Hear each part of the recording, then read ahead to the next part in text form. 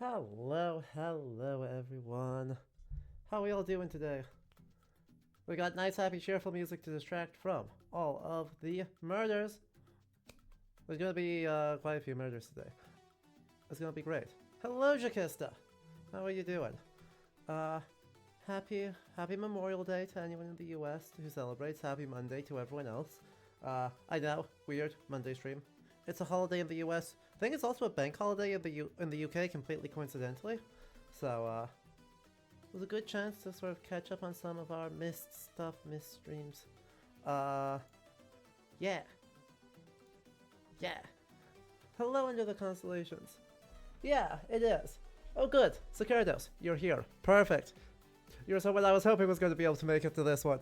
Because I'm pretty sure this game is set in 18th century Ladam, vaguely. It's not super clear. They're very vague about the historical setting in all of the publicity materials for this game.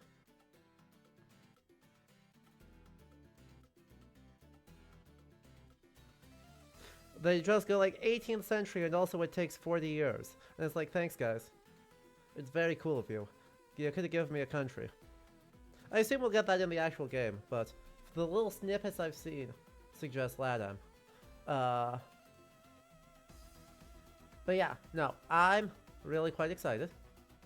Because this has been on my to-play list for a very long time. You heard Golden Idol and thought it might be relevant to your interests. Yeah. So, this has been on my like to-play list since it first came out in 2022. And then I forgot about it, and then Playframe Effect got me. So Dan Floyd and Carrie Floyd were playing it, and I was like, wait, heck, I want to watch them play it. But this is one of those games that kind of once you've played it, the mystery is apparently a very big part of it, and the actual puzzle solving. So it's a game that can very much get spoiled. So, yeah. I am excited though. So we're just gonna hang out, we're gonna play it, we're gonna have a good time. And as history stuff comes up, we're gonna talk history stuff like we always do. Cat, it's so good to see you. Yeah. There's been a kind of slow bleh day for me, so I'm super excited to get in. Stretch my brain a bit.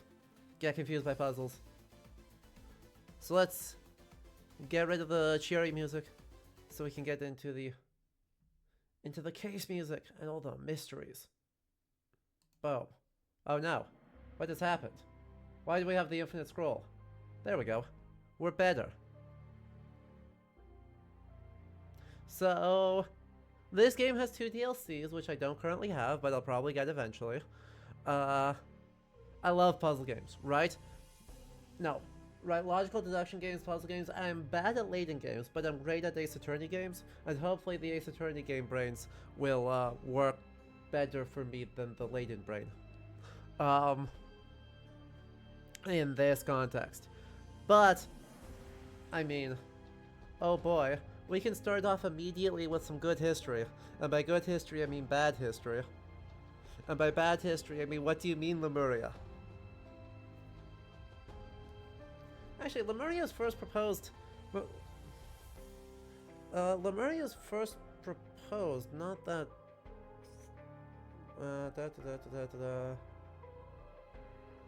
No, I don't need a game. I want the actual, like, proposed continent. 1864. So, we can immediately start here with some good quality occultism anachronism. So, Lemuria is a proposed continent whose goal is to explain why there are lemurs in a couple of different islands spread across the Indian Ocean. They're not just on Madagascar, but this is before continental like tectonic drift is a thing, or known to be a thing. And so zoologist proposes this as like, clearly there must have been a landmass connecting all of these that then sank, and the lemurs distributed themselves across the landmass and then it sank, and then there were lemurs on a bunch of islands. A bunch of occultists went like, I hear you. That's rad. What if secret super civilization? What if Indian Ocean Atlantis? Oh. But yes, you're absolutely correct, Sakardas. It is intentionally doing this. We are playing in... we are playing in...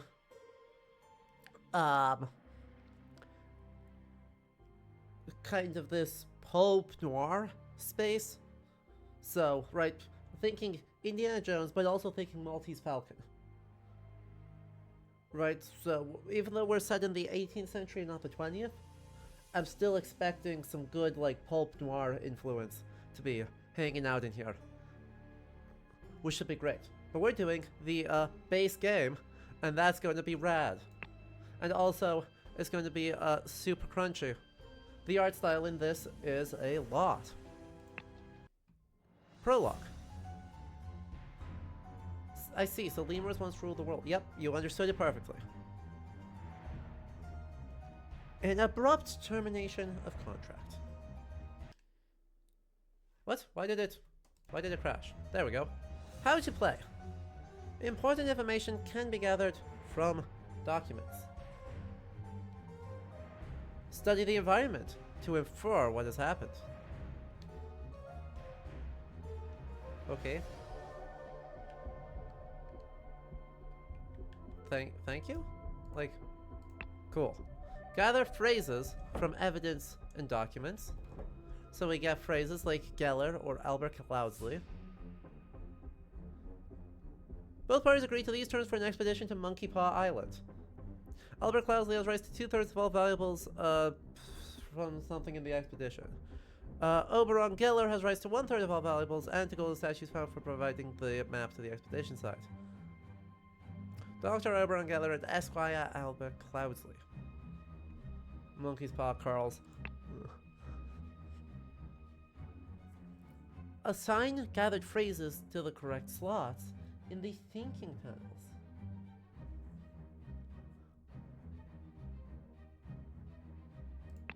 Complete the scroll to finish the scenario.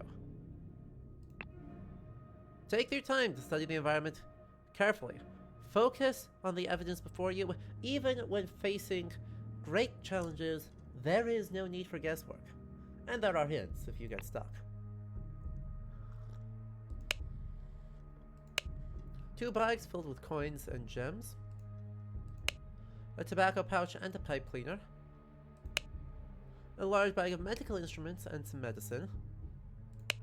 A golden statue with a red stone and a bag filled with coins and gems. This clue has been added to the thinking panel. Ah! Ah! A scalpel. Horn. A finger. Ruins of Xenopolis. Horn of Thumb. And Bay of Shadows. Both parties agreed to these terms for the expedition to Monkey Paw Island. Albert Cloudsley has rights to 2/3 of all valuables. For funding the expedition, Oberon Geller has rights to 1/3 of all values and any golden statues found providing the map. I like that his portrait is upside down because he's in the middle of falling. Isn't it good? Isn't that just a good bit in the tutorial? A medicine bottle. So presumably, this is Geller. The clicking is loud. Let me do something about that. No, thank you. Give me options, please. I mean, I can just turn it down in general. But, I would prefer... Boo. Not a lot of options to do something about that. I knew what you were plotting, you snake. Yup, that's all the same. A pipe and a dagger. Oh, fine. But yeah, the clicking is just loud and it doesn't seem to be any solution to that, Magistressa. If I find a way to turn down that specific volume, I will do that as soon as I can. Or words. Or thinking. So this is presumably Oberon Geller, and this is Albert Cloudsley. And it just gives me that feedback correctly. Incredible.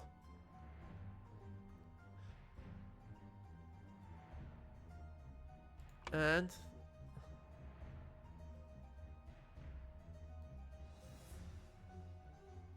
Camp in.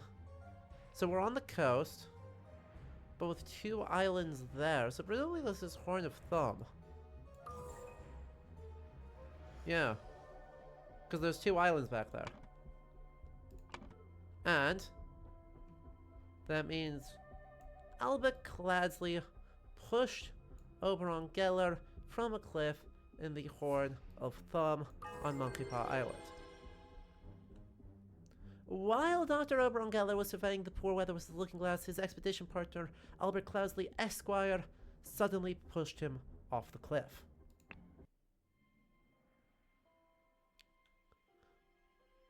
Ta-da! A first murder hath been solved.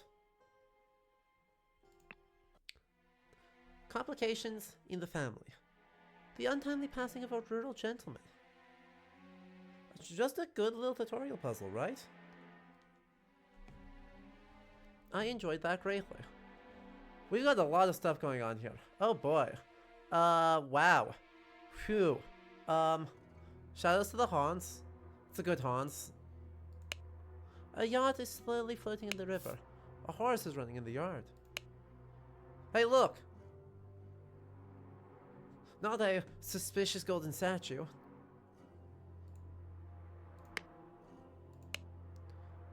This clue has been added to the thinking panel. Okay. Gotcha. Understood. Cubist Cthulhu? It is kind of Cubist Cthulhu. It's very Cthulhu. I very much agree with that. Look at him. Though his tentacles seem to be haven't given himself a hug. He's neat. Anyway, there's a dead body. We should probably do something about that, huh? A ring with a ruby. The man is not breathing. His head is badly wounded. Rickety ladder. Henry Clover. Lead poisoning. I also look at this. I mean, I'm looking at this guy out here as a little, and I'm like, I mean, sure, we got some colonial stuff, like colonial looting here, but this feels more 19th century than 18th century, but that's fine. Yes, indeed. He looks so, well, living the good life. Woodshirt. Crow Tower. Blackfield. Today, August 23rd, or at least date of death, August 23rd. Spontaneous combustion. I, Sebastian Cloudsley, will share my humble contribution to the science of anatomy and chemistry. August 22nd. Woke up a beautiful day, washed and dressed in my dining attire, had a beautiful roast duck for lunch, changed my hunting attire, rode to hunt badgers, had no luck today and returned home, changed my researching attire, changed my dining attire, had a tasty beef loin for supper, filled in my diary, and went to bed to continue reading for research. Is he wearing his boots in bed? Yes, but I don't think this man died in bed. It seems to me very likely. Well, actually, I said that, and then I realized I was not paying attention to one very important thing.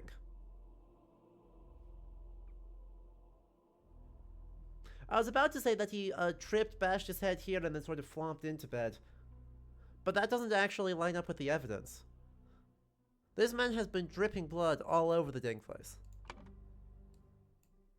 Sebastian Cloudsley. And there's his dining attire. That is presumably his hunting attire. This is his researching attire. Nope. Huh? Researching attire. And then, like, that's his hunting attire. Oh, I guess it does have tall boots. That does make sense.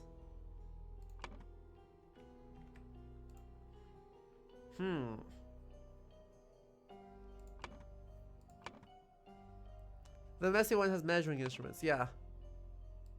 Sebastian Cloudsley.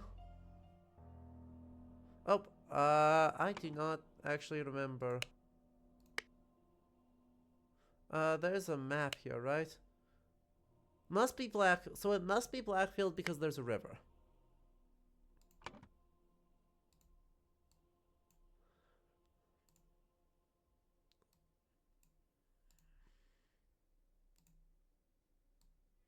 The cause of death was a head wound, which occurred when he fell from a horse while he was hunting. There we go. Right, because the important thing that we had missed, that I was about to miss in the tripped off the ladder, is that his schedule was for his previous day, right? The 22nd, not the 23rd. Oh, bonjour. 1733 to 1786. Okay, we have a year. Actually, I'm very curious. If we did this... Okay. Does it not have any extra information? I see. Yes. It is great. Okay, can I go back to the... Return to scenario selection. Oh, hello. Gotcha. That's just this. That gives me the extra thing on the funeral that we are in 1786. We were in England, and the man just mysteriously died. Number 3. Chapter 1. Complications in the family. The dramatic departure of an outsider. Oh good. Oh goody. This man who was in the previous thing is now super in trouble. He was in the funeral. And now... Also, there are now for the first time multiple rooms. Spammy devil! I was simply following orders! Oh, good. Oh, good. This isn't ominous. Not at all. Great. Ooh, A scorched horse brush. A scorched knife. What the braces? August Jockey Club Derby. Race, win, play, show, wager. 3 Raging Sultan, £35. They were good. Oh, you think he might have a fever? You know, it's a good guess. I think you might be right. We should get that man to a doctor. It's a good thing it looks like there's a doctor right here. Or right here. Or right here. There's so many potential doctors. They're all so fancily dressed. Now, if it's all the same to you, I will take my leave. £1, 2 shillings and 2 pence. A ring with a ruby. Spontaneous combustion. To perform the combustion trick, you must first cast a freezing spell. The sacred list for combustion on the idol.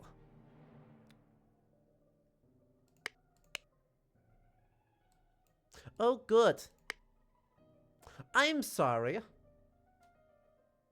I was unfamiliar. What, huh?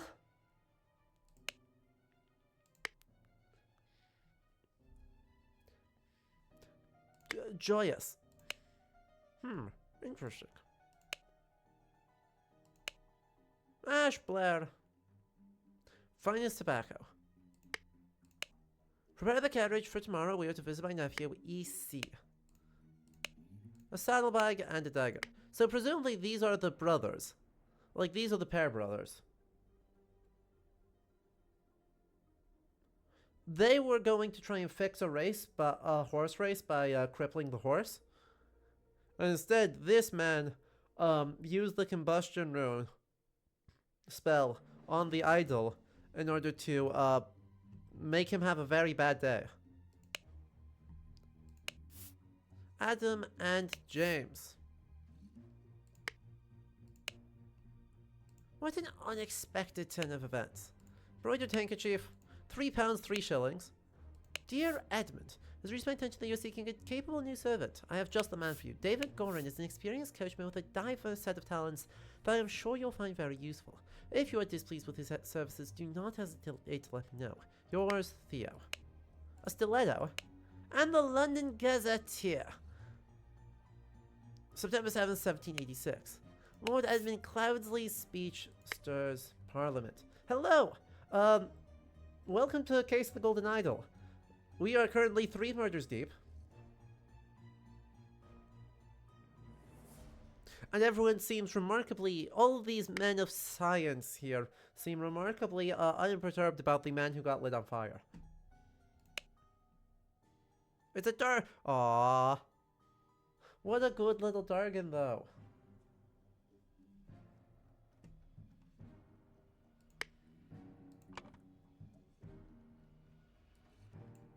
This is, I think, Edmund Cloudsley. These are pair brothers, but I don't know which one.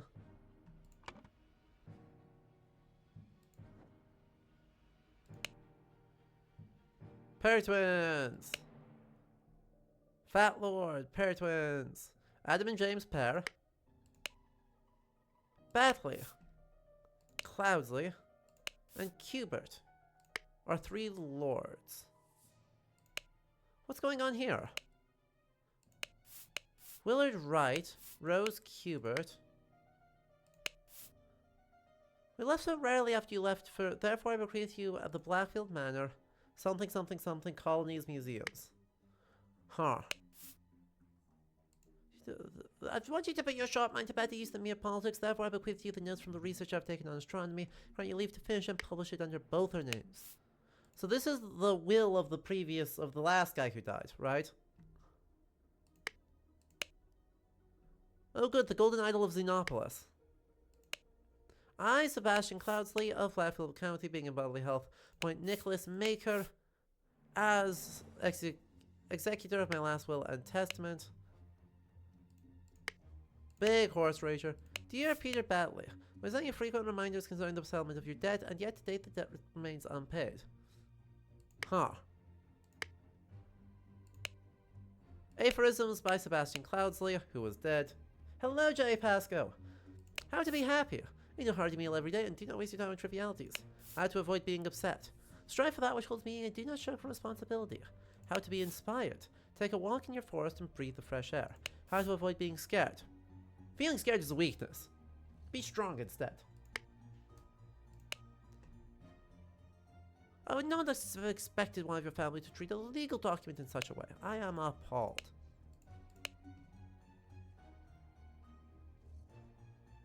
Cool. So.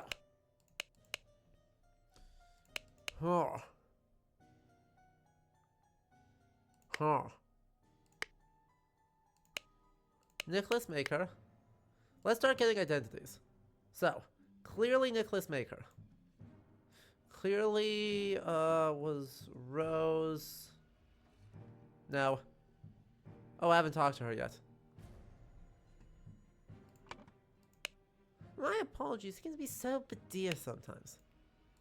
4. Just don't be scared.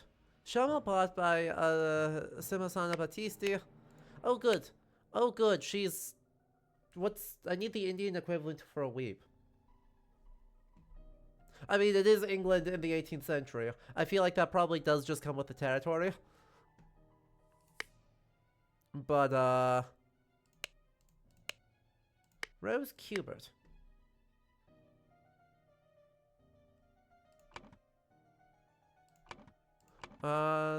Rose Cubert. I believe that's Edmund Cloudsley. I don't know which ones these are. These are the pair twins.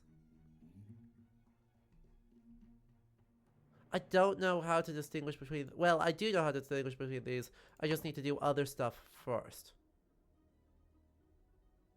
Right.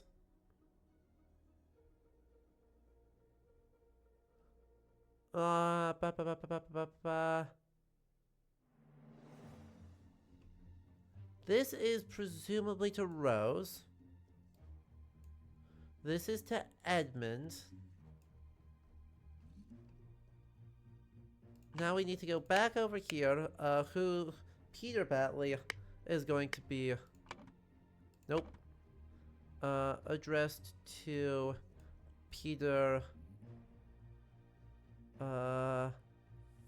Peter Batley, and then the Golden Idol is to whoever's left. Willard Wright, I guess.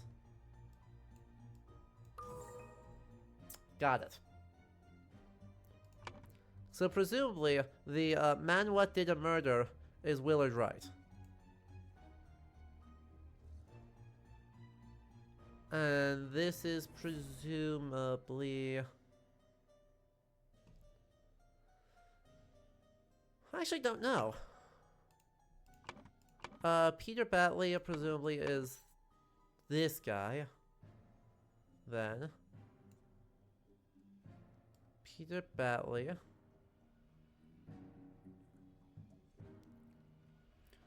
I don't know who you are. I don't know why you're here.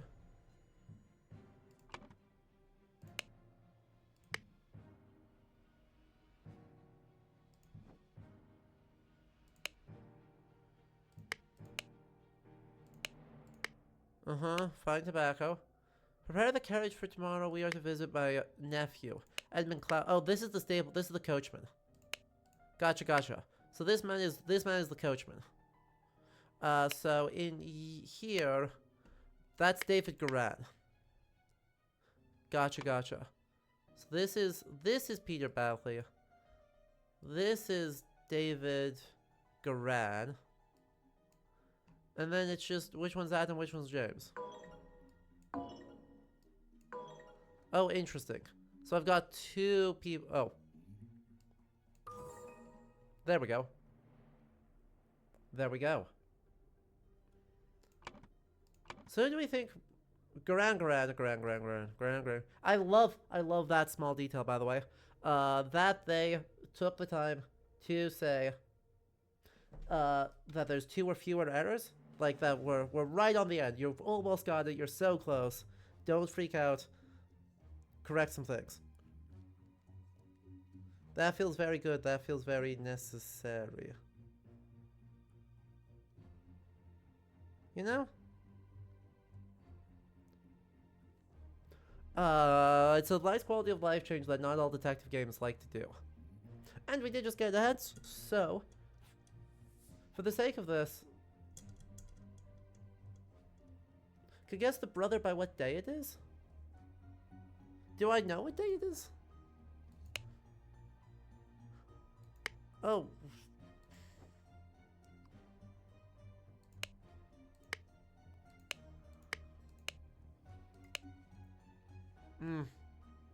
The 7th, yeah.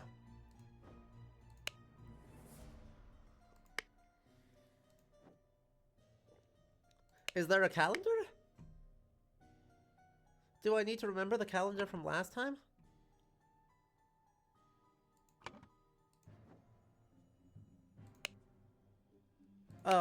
Scorch. So whoever was on grooming had the brush, got exploded.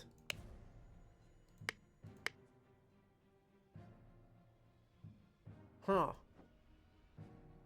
Mysterious. Gosh, that's a lot of things, though.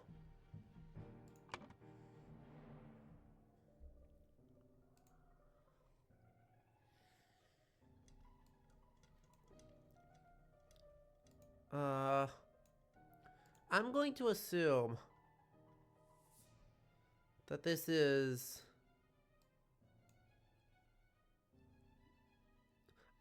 I'm fairly sure that this is what it is. Sebastian Cloudsley's will. And ordered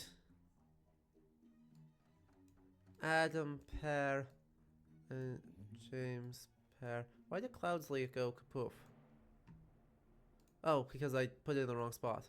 Peter Batley was upset to receive aphorisms in Sebastian Cloudsley's will. Ordered Adam Pear and James Pear to take the... I assume idol from Willard Right. Suddenly, James Pear. Peter Batley, encumbered by his gambling debts, had placed high hopes on his uncle's testament. On discovering it, he had nothing but a book of aphorisms. He tore up the will and ordered his servants to take the golden statue from the stranger Willard. Suddenly, one of the servants burst into flames. Horrific. Absolutely horrific.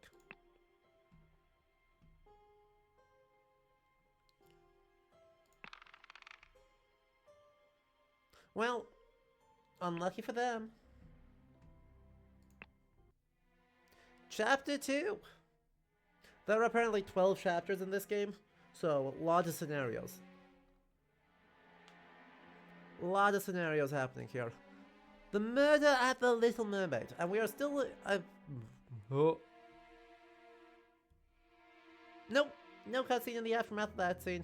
Just murder. Well, this went... wow, this really is an Ace Attorney game. They had the time to spell out words in blood.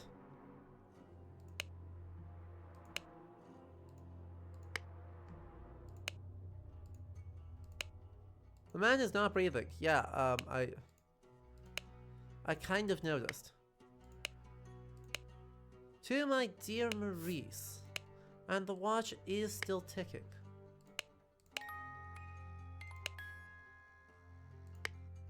Yup.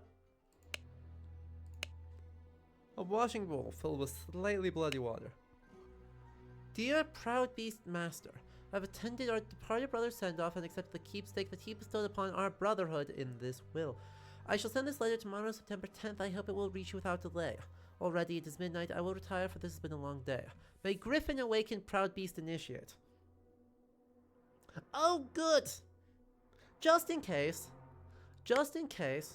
we thought there were not going to be so many.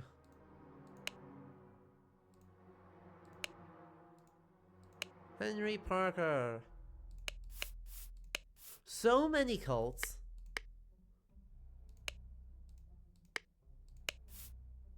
Ceiling trapdoor. This door does not open. This door also does not open. Why did that book give me a note when he knows damn well I can't read? Rusty half of a pair of shears, some stale bread. You can lie low for a couple of days in the old oarsman's place, down at the docks. An empty bed, not warm. Huh. So there's one plate with blue flowers and there's one with red and white flowers. And...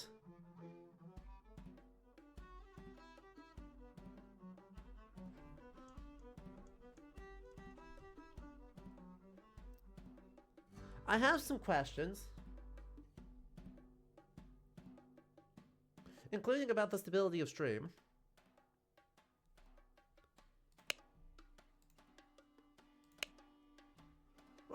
Blasted boy, I really need a piss. Large kitchen knife. A partially peeled lemon. Dear Oscar Boyton, it's come to our attention that the good owner of the Little Mermaid offers services to those who want to transfer products that are less agreeable to the authorities. I will come by in 3 days. If you still have some spare change in your gin barrels and willing to earn extra money, reach out to me. Yeah, it's a suspiciously,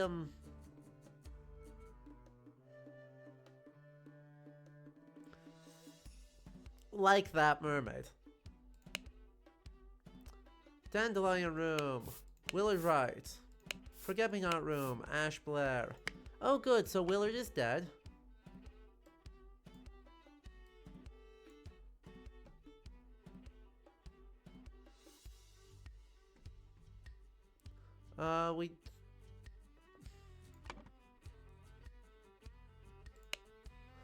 Mother, forgive me. I'll never gamble with something too dear to me again.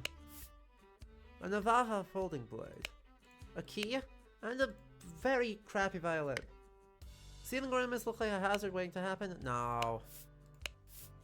Robert Redruth. Well, I'm gonna go out on a limb. This was Henry Who's Face. Amazing Evans' musical performance on September 9th event shall commence circa 11 p.m.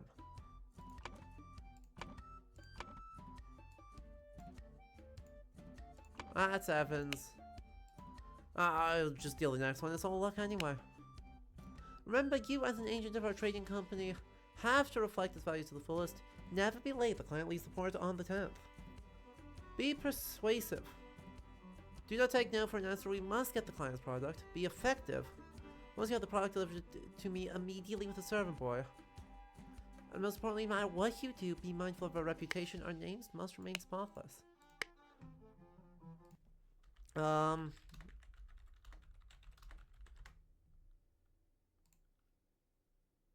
Yeah, you're so right.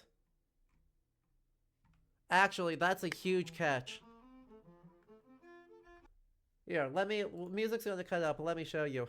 But the one up here is derived from a historical fake. Huge catch. There's the Fiji mermaid. There's an example, but yeah. There it is. They've added the fish spear, but there's a whole genre of these apparently. Apparently there's an absolute huge collection of these from 1822 onwards, which are kind of horrible. Lately destroyed in one of the many fires that destroyed parts of Parnham's collections. Good for it. Get burned up. That's the best possible situation for that, actually.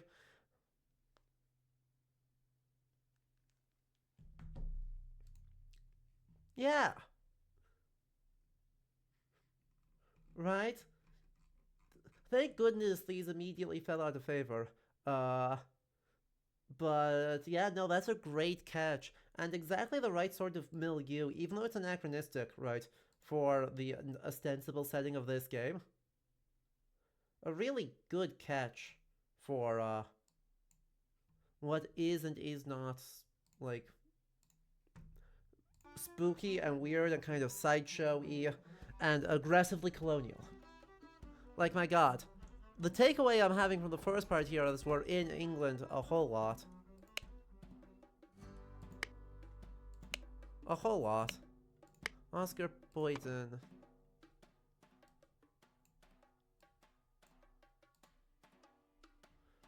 Something called Jenny Hanovers. Neat.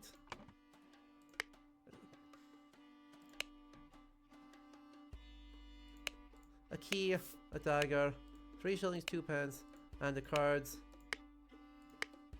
And this one?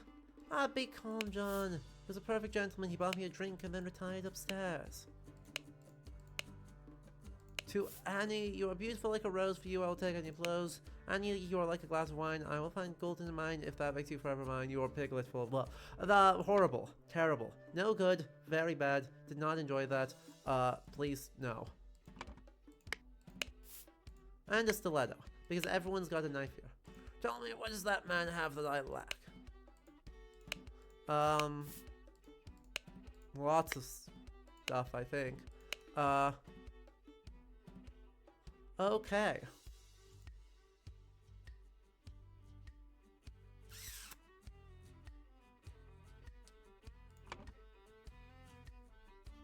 We're still missing a couple of things here. Ah, perfect. Green, Briege, Blair. There we go. Now we've got everything. Clearly, Oscar Boyden there. Obviously Willard right there. Obviously...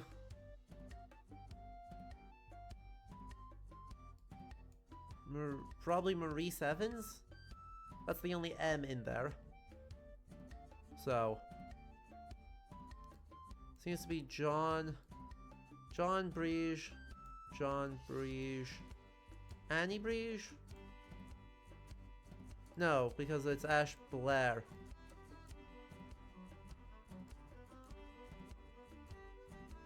Is it Annie Green? Annie Green and Annie Green. There we go. That's Jean Brige. That's Maurice Evans. That's Annie Green.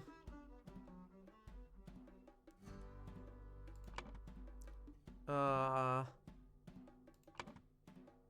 guess we'll guess that you're Ash Blair. And I just need to remember what the name of the guy up here. Henry Parker.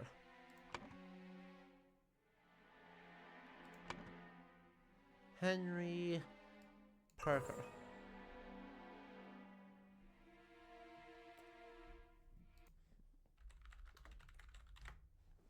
Oh.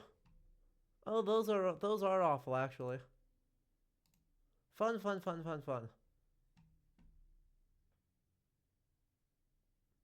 Alright, was mentioned in chat was Jenny Hanover. Also known as a mummified, altered stingray.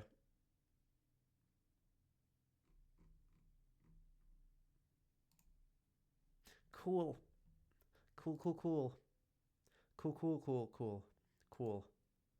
Cool. No, that's fine.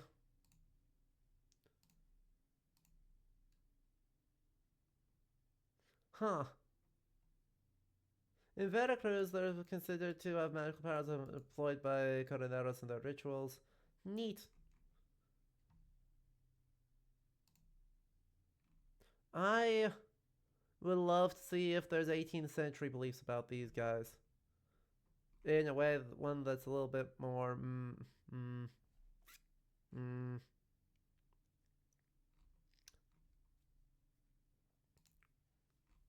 let's say, reliable, academic.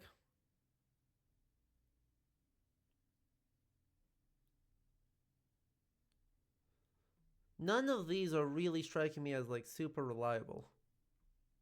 You know?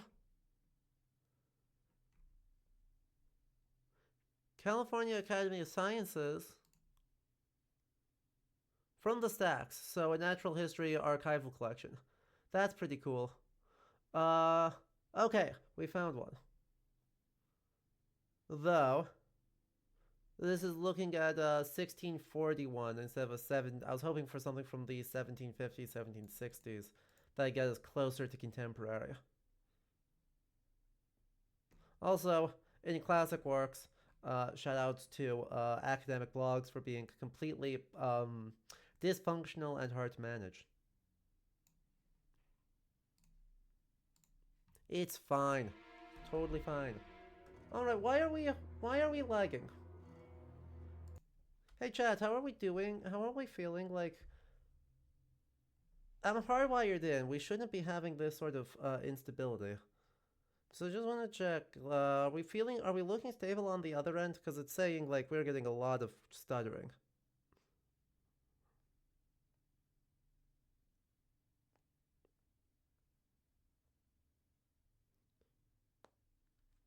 We good?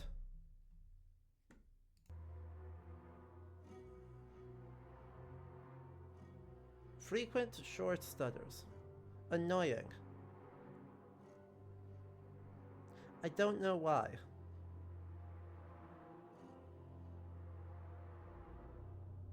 Thank you, rural internet, for continuing to be like that. Well, we seem stable. We seem stable for the moment. So just let me know if we need to pause while it restabilizes. Like that's totally fine. We can do that.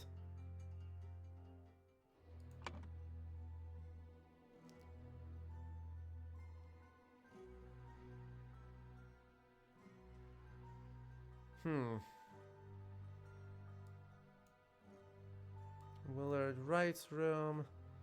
Through the window.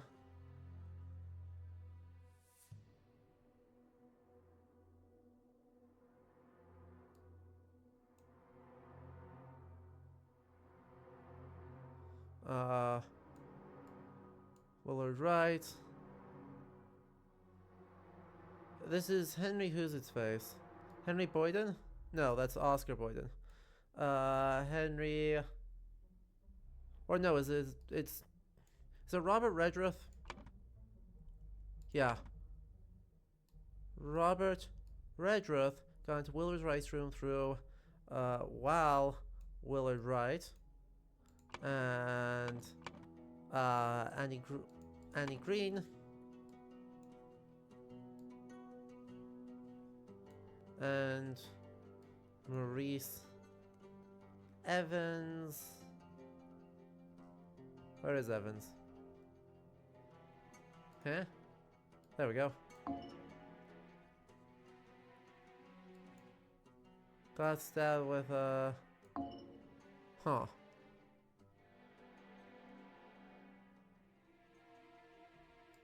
Oh, wait, why did it say Maurice? Why is it saying Maurice? That should say Robert. Really? Huh.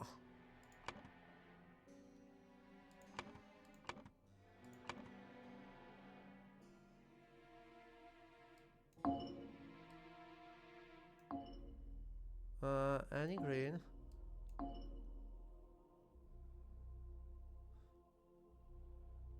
No. Redruth got into Willard Wright's room through the window. Which is what we expect from... This is closed. That's closed. Clearly got in through the window. I guess I don't actually know what he got stabbed by.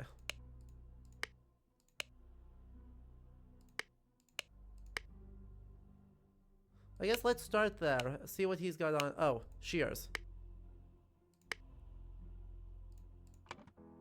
It's not a Navaja, it's shears.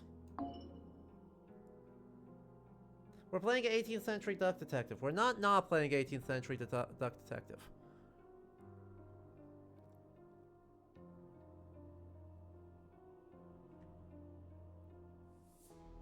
Okay, let's...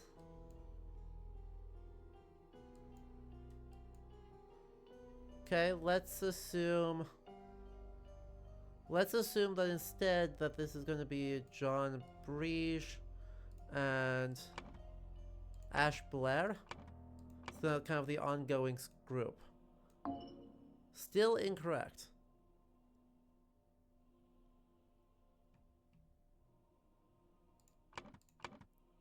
So identities are correct. Willard Wright's super dead. So let me try and piece this together from the beginning. So, this door is shut, so no one's getting in the front door. I guess it's possible, like, that's Ash Blair. Alright, that's John Breege. That's Annie Green. That's Maurice Evans.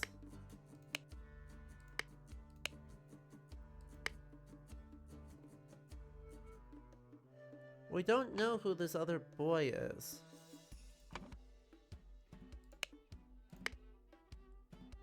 Right?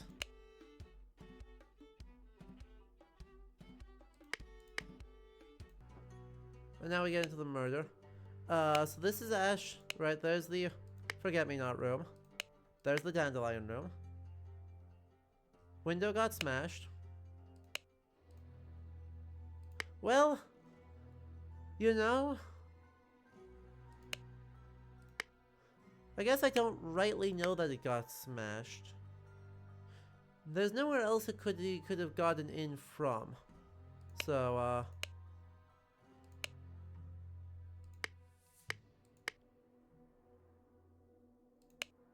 right?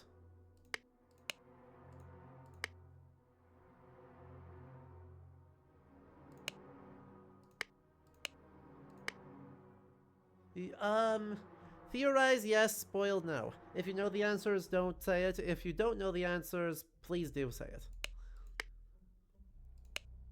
Ooh, I can zoom in. Because clearly I'm missing a thing.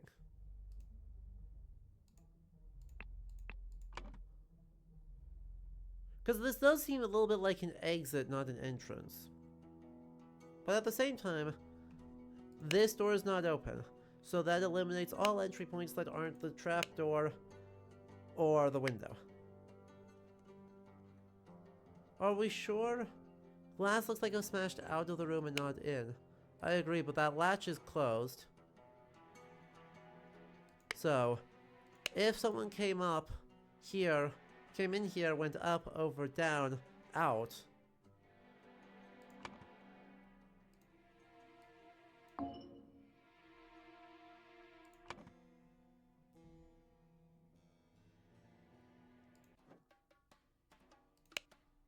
But yes, are we sure that Wright was playing cards downstairs? Yes, we are.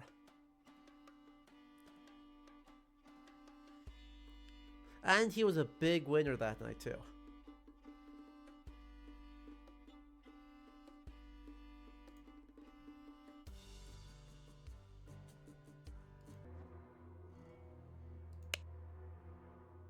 Yeah, we've got the broken shards there. Revenge. So I'm really confident on the killer. Right, RR. So, that's Robert Redruth. Got into Willer's Wright's room through something. While...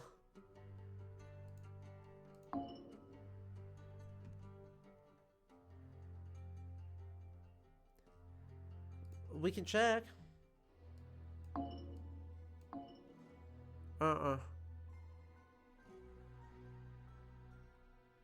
Willer Wright gets stabbed with the only weapon in the area is a shears, so seems to be that. Well, yeah, is that right? Oh yeah, so Maurice lost his watch. Yeah, that's the only weapon in the area. Because it's just the walking cane. And there. If it was who else? If it's who else is at the? Nope. Because if that's Oscar, that's that. So that doesn't seem right. I guess let's make sure.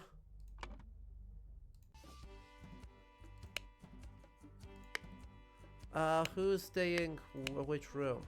Dandelion room, Willard Wright. Yeah. But the door can't open. That's the thing that's getting me, is that, like, so, right? I agree with you on all counts. Footprints are definitely going away from the window. Out that, well, actually, I think that's supposed to be Henry's footprints. But in either case, like,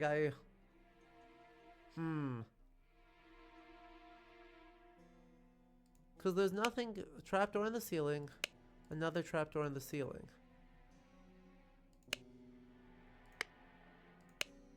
Oh, he does have a bunch of footprints here.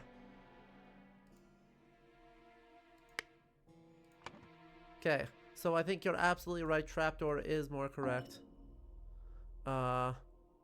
Let's see if Oscar Boyden. Nope.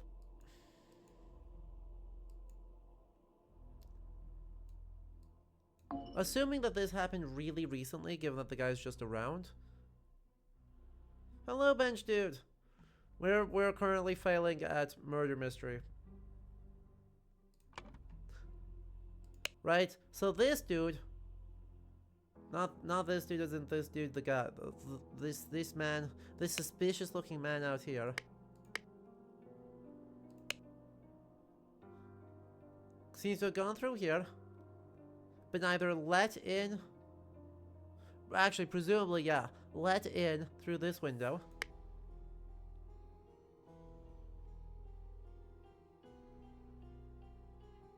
Gone up through the trapdoor and down, murdered this man, flung himself out the window and walked back around.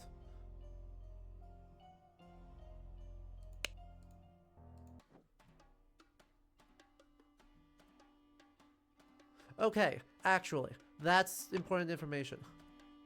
So this does definitely mean that is while Oscar's the one playing.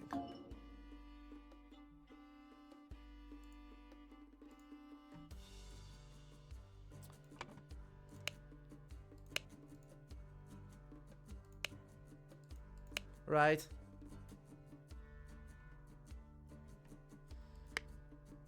So he is the actual man behind the scenes on the murder.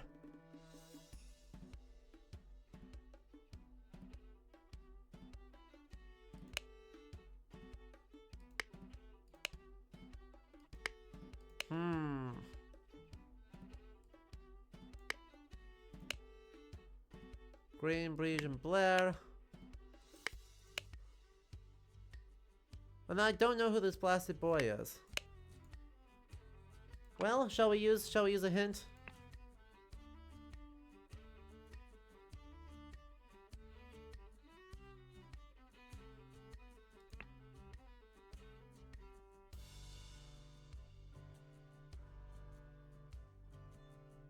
Can I stuck please resort to, before you resort to the hints, have we made a typo?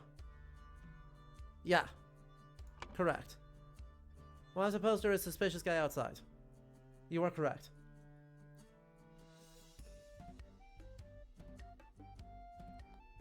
So we got into the Forget-Me-Not window first rather than straight into Willard's room. That's why I suspect, because look at the footprints here. Additionally, he mentions that someone down at the docks, right, that he was given a note.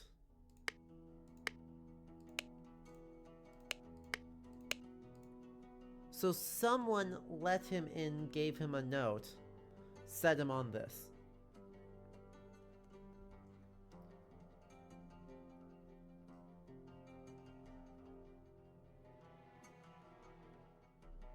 They're all very suspicious. Is there someone with connections to the dock? Presumably the man with connections to the trading company. Are we sure the violent criminal did the murder, you know?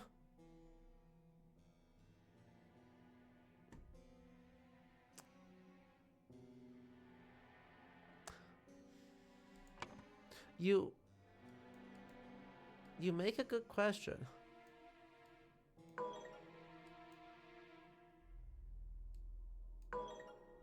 Oh? What do you mean? Wait. Huh. Well. So now we just have to figure out, who... But he has a knife on him. What option? Oh no, he has a dagger on him, sorry.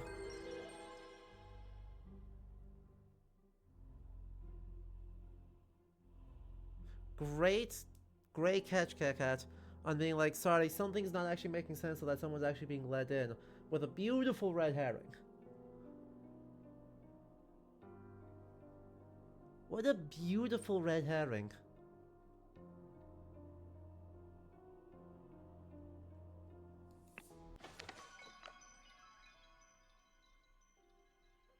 Good morning, innkeeper. Heard a man was murdered here a week ago. Oh, look at that face.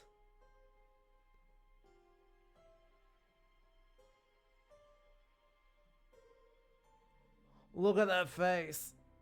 That man is so forward facing.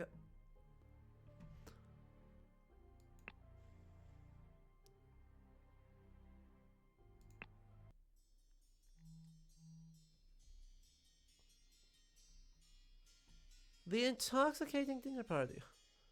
Alright, so where's the murder? These sure fine coats. An expensive cigar. Little Pip, run to the city and grab me some Ashblower tobacco and a bottle of gin. I will pay you when I am back. David. Some very fine coats. An overcoat with a hat. An overcoat with a different hat. A box of cigars in the least fancy hat. Dear Miss Richards, I enjoyed your company tremendously when I visited your father last month. So that you wish to hear the rest of my thoughts on the shortcomings of our society, I invite you and your father to a dinner on April 8th at my manor. Sincerely, Edmund Cloudsley. Dear Mary, here's something for your diary from me. For you, I'll fight a tiger and win. Peter Batley.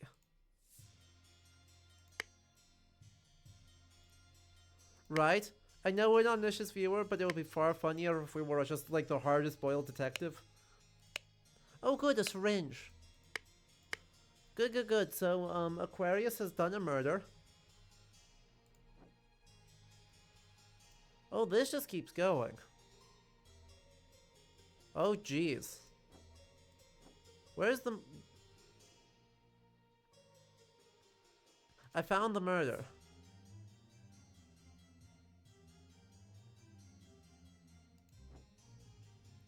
This got quite dramatic quite fast. Remember Rose at the will reading?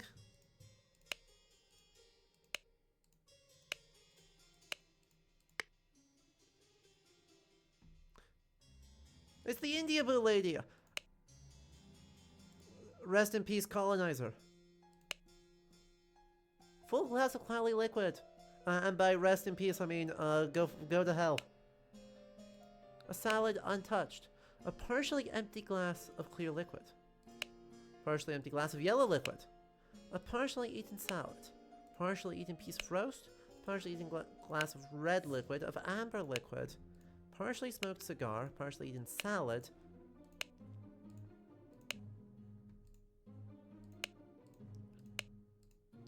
Alright, so who's sitting where? This is horrible. An embroidered handkerchief. This is presumably Mary. Some poison! Nobody touch a thing and nobody move. I'll send for a doctor right away. Handkerchief, a fancy key, and a different key. She does seem rather unwell. It's extremely upsetting. You killed my aunt, you devil! I should execute you on the spot. Alright, well let's get the known folks in. Edmund Cloudsley. Peter Batley. There's your little Pip.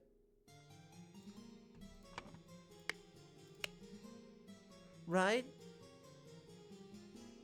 But there's a lot of partially I'm looking for odd liquids out.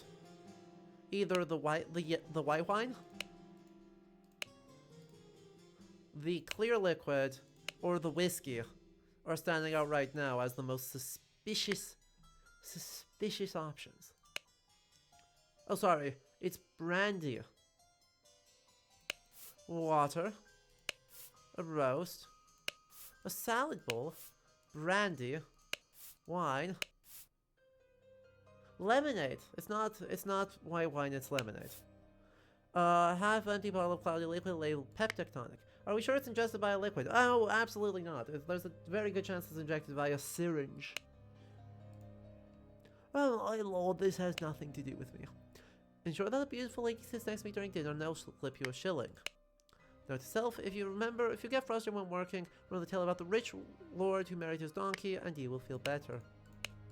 Copies of the keys, and one extra key. The solid foods are surely out? Oh, absolutely not.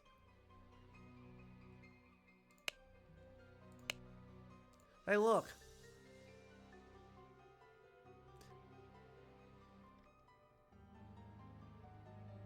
Hey, look. Well, Edmund, you seem pretty pleased that the old boy passed away and a spot freed up for you in the House of Lords. Take care of those with whom you ally. I have many friends that will deal with you swiftly if you dare cross me. Lord George Bridges. The revolution will come for the likes of you, you crooked bastard! Soon you will pay for your sins against honest common folk with your blood! Final Vanguard. Edmund Cloudsley, once more you failed to answer our requisition. This is the last warning that you will receive. Your transgressions against us demand amends. The only course of action you have is to surrender yourself to our justice. Last chance for repentance, serpent, or we'll unleash one of our stewards upon you.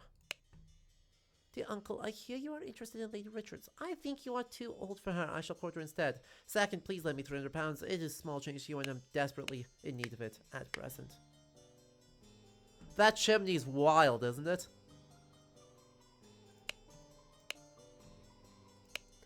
Dear Edmund, this cannot continue. Since my return and move to Sebastian's Manor, he's asked for financial support 7 times. Miss Baker starting date. Dear Edmund, I like your idea. Let's send him to colonies where his violent nature will make him feel at home. I hear you're having dinner with Lady Mary and her well-to-do father Lothar. Peter and I were to join you, beguile him of tales of adventures in the colonies. So, Rose Cubert hath been dead. We've got Mary, and we have Lothar. Do I remember their names? Their names were up front here, I believe. No, that's David.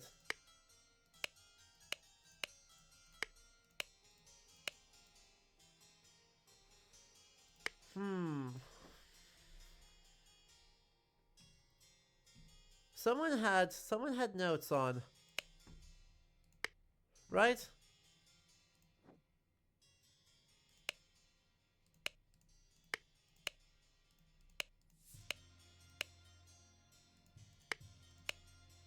Richards. There we go. Mary Richards, Lothar Richards, presumably. Man, it's such a good... Look at that small detail. Anyway. Monkey Man 1 versus Striped Darkhand. Monkey Man 2, tooth for tooth. Small bottle with amber liquid. Oh, jeez. Don't tell me that this is which key goes into which thing. Oh, boy. Mrs. Smith. 2 eggs and a pot of tea each breakfast. No heavy food for dinner. You're responsible for little Pip doing all of his errands. Mr. Walker. So, Walker, presumably, is you. One of you is Smith, one of you is Baker. Thank you, dear. Now I threw it out. I didn't reach this dirty literature anymore. Do you hope Master's guests are satisfied? And Brian served everything as instructed. Okay. So, Brian Walker. Small, simple key. Another one of these keys. Prepare roasted boar. Young Miss Richards appears not to enjoy meat, therefore prepare an alternative side dish. To Mrs. Smith for 3 years of service.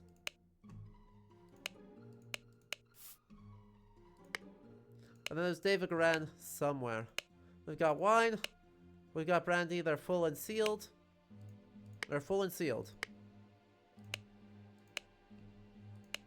3 loaves of bread. Some lemons. Bag of potatoes. Sack of flour. Vegetables. And a big piece of meat. Of course I can give you some candles for your room, Lucia. Dear Ada, I have to use this letter to share good news. There's no substance to your claims that the late money used his position to squander church money. The judge has decided to remove all accusations. He will no longer be a target of baseless gossip. I truly hope this will provide some comfort in these dark times when ignorance and impudence go hand in hand. May our Lord steward over our poor souls. So we've got Lucia and Ada.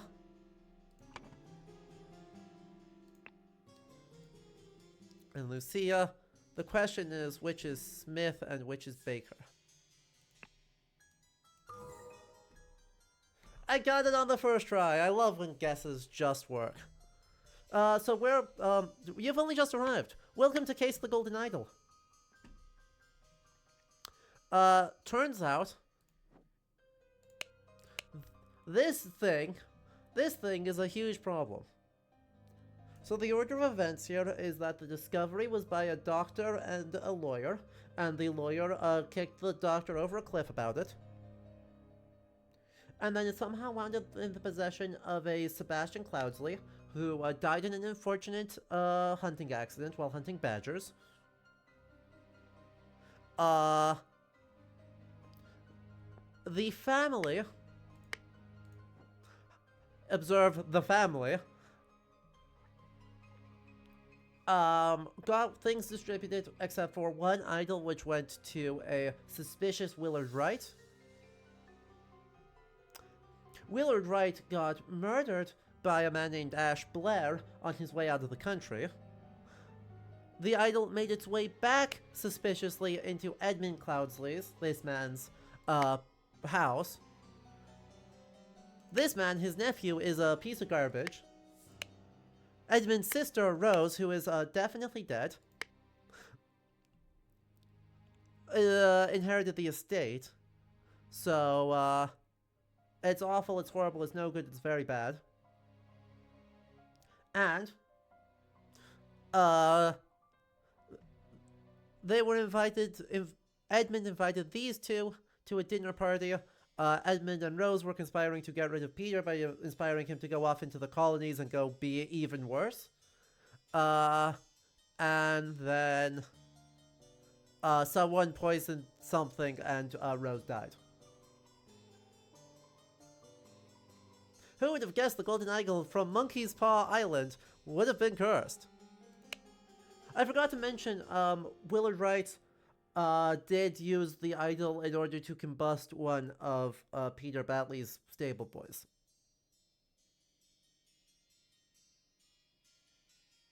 I did forget to mention that part. There was a combustion. Due to the sensitivity of your stomach, I advise abstaining from alcohol for the next month. Consider a glass of peptic tonic before eating to avoid upsetting your Seal bottle labeled opium.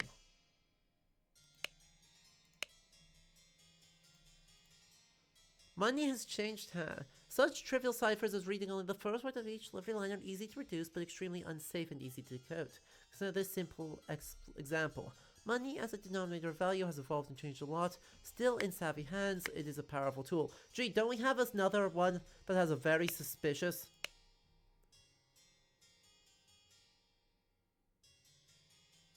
very suspicious line spacing?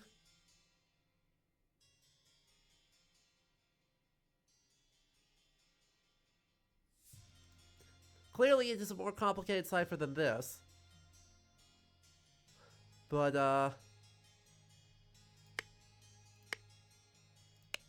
door is locked. What is in here? Stack of candles. Dear Diary, there's been an Aurea day, about strength my will and talk to Master about it tomorrow. Hortius, the wise slave. Fables about rulers that make you think. Paint. And down with parasites. Incredible. Ash, Blair, tobacco, set of lockpicks, a pistol. David, clean out the barn until Wednesday. I plan to continue experimenting with the artifact. Alright, so that's David. This is Smith.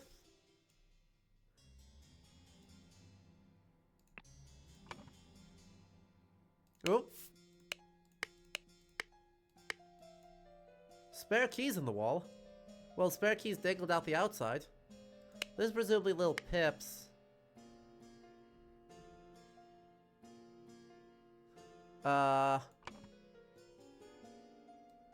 Little Pip, I assume, is here on the grounds of who else would be there.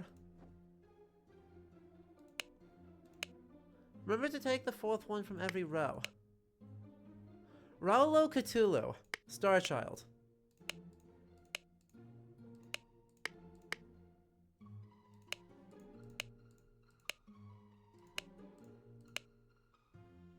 Not Cthulhu.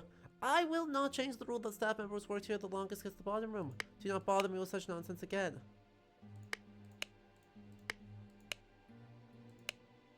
Oh, good.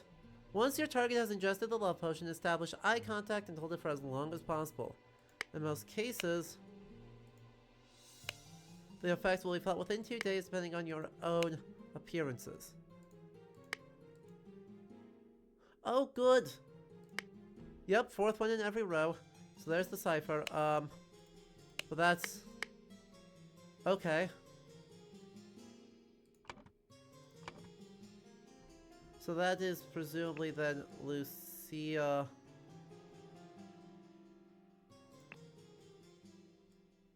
Baker. And then who does that leave for staff?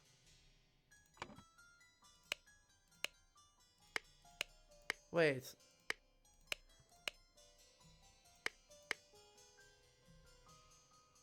Did I put in Lucia Monkey Mouth? No. No, I did it right. Ah!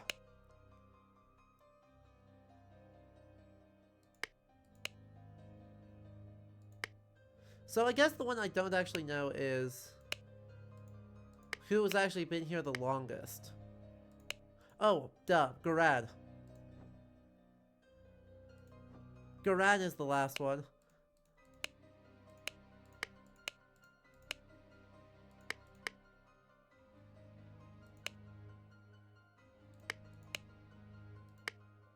Someone's a revolutionary.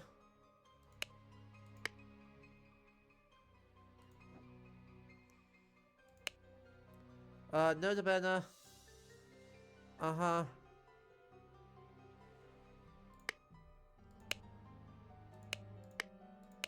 Cause like, yeah, clearly that's just Lil Pip's room. That's clearly children's stuff. Fourth one, well, let's deal with the cipher first. Use substance to remove target. Sincerely, Sincerely, Darkhand Stewart. Uh-huh. So Ada did the poisoning. No, you just like that name. Oh yeah, sorry. Duh, it's not Lucia, it's Ada. It is Baker. I just got their name swapped. I guess, oh, it's not David Walker, it's Brian Walker. Oh, okay, gotcha. Brian Walker and David Garand. Really? Let's swap these two. No?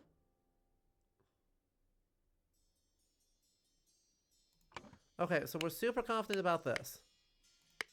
Clearly Ada.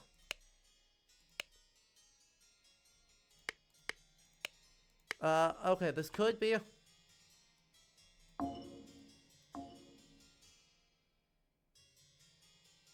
Or, no.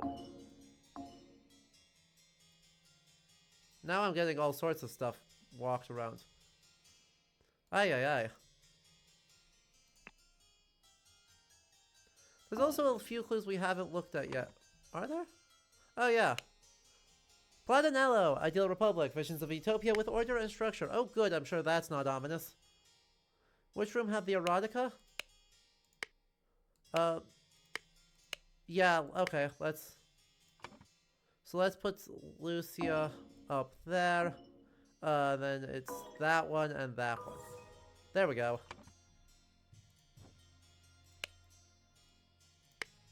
Okay, so Walker, the butler is secretly, I guess we actually knew that. Wait, hang on, we totally knew that already. You see one more clue. Huh? Oh yeah. I didn't look at the Ash Blair Finest Tobacco.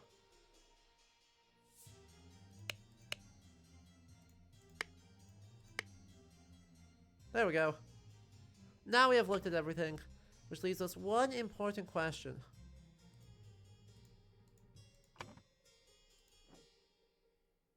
Who ate what?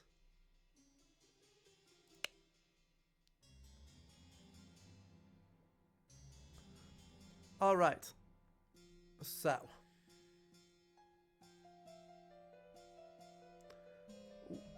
I believe the odds are is that Edmund is up here. That Rose no, not Rose. Mary.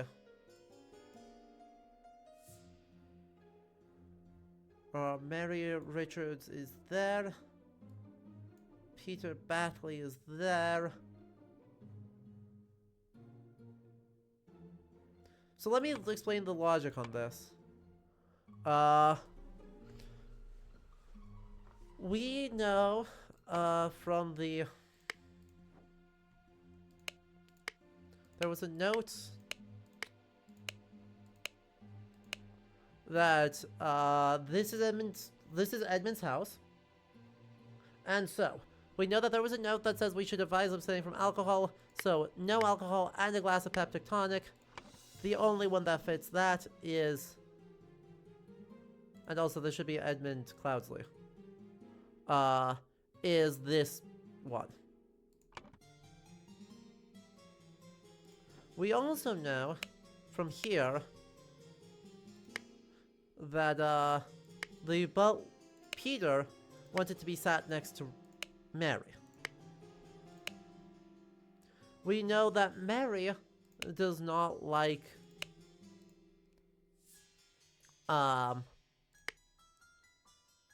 we know down here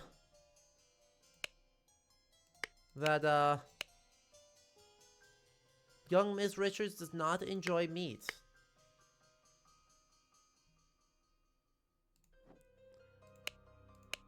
Who had the cigars? Looks like the least fancy person, which is probably Peter Batley. I guess that's... Huh. No, that doesn't make sense.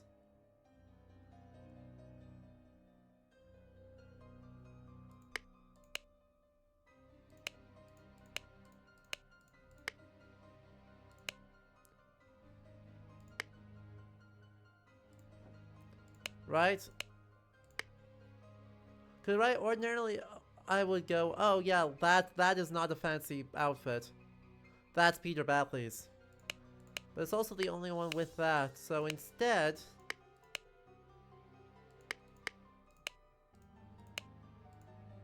What if we said that that was Lothar?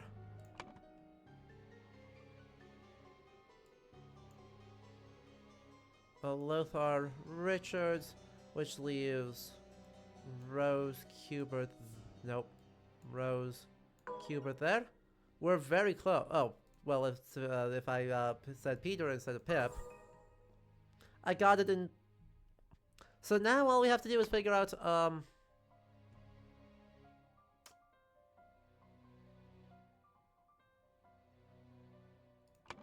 a couple more puzzles. I gotta figure out just a couple more kind of huge puzzles. It's a big deal.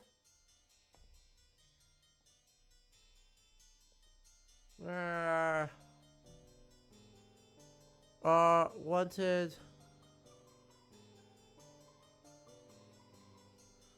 Okay. Rose Kubert ingested the poison and died.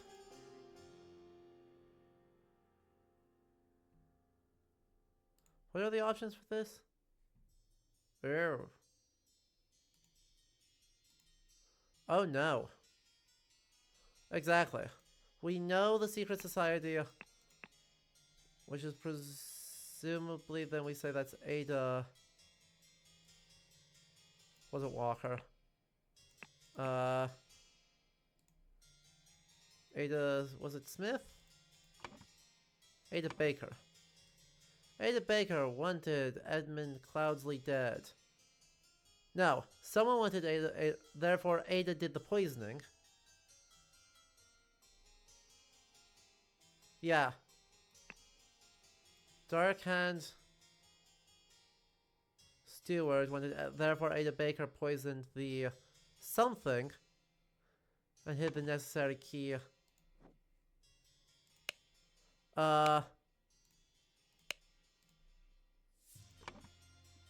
Poisoned the tonic. Now, where's there a key where there shouldn't be a key?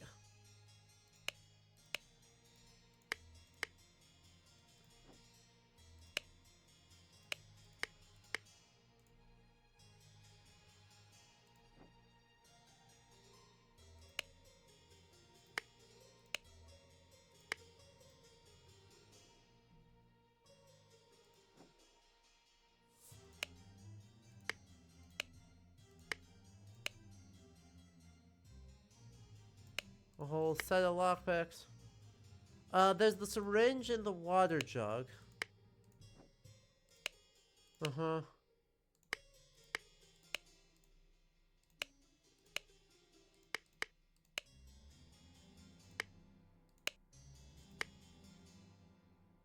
Which appears to be a red herring.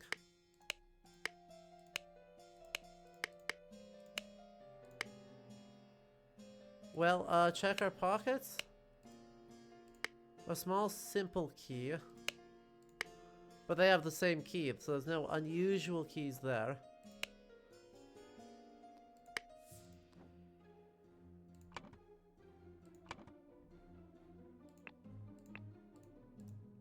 Well, I guess let's see if everything else is correct. Everything else is correct. We could brute force this. I prefer to not to brute force this, but we do have the power to brute force this if we need to. You're right, there were keys in the wall. You're absolutely correct. The keys dangling out off the edge of the wall.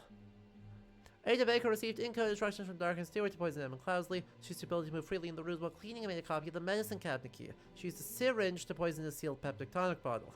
However, during the party, Rose asked for the tonic, drank it first, and died from the poison. Oh, well, I assume this is Garan.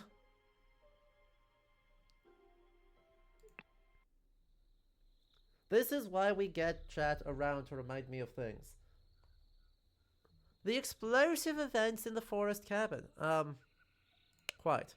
Burkham, workhorse. Henchman for hire. Oh, good. You see, you just don't get good henchmen these days. The time. Should we remember the code for future messages? Maybe. If we find suspicious spacing, remember that's the fourth word. Henchman for hire in Timberbrook region. Yeah, I thought this was right. Aesthetically, I was like, ooh, this looks very not English. And then it turned out to all be English. But frankly, get fuck colonialism is applicable regardless of whether it's Spaniards going after things and getting got, or whether it's Brits going after things and getting got. Billy Cracker, Aqua Gang Brawler Robber. Hardy Abe, Burkham Workhouse Brawler has a cart. Lil Billy, Ops Gang Burglar enters through chimneys. Jack Nails, Timberbrook and Burglar Lockpick. A box of confectionery. Hats.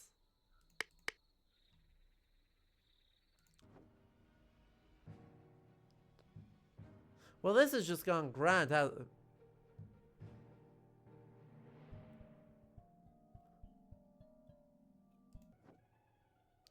Well,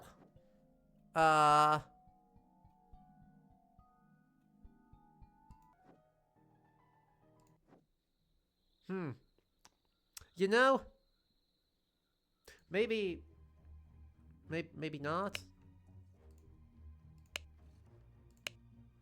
The man is breathing but has lost consciousness.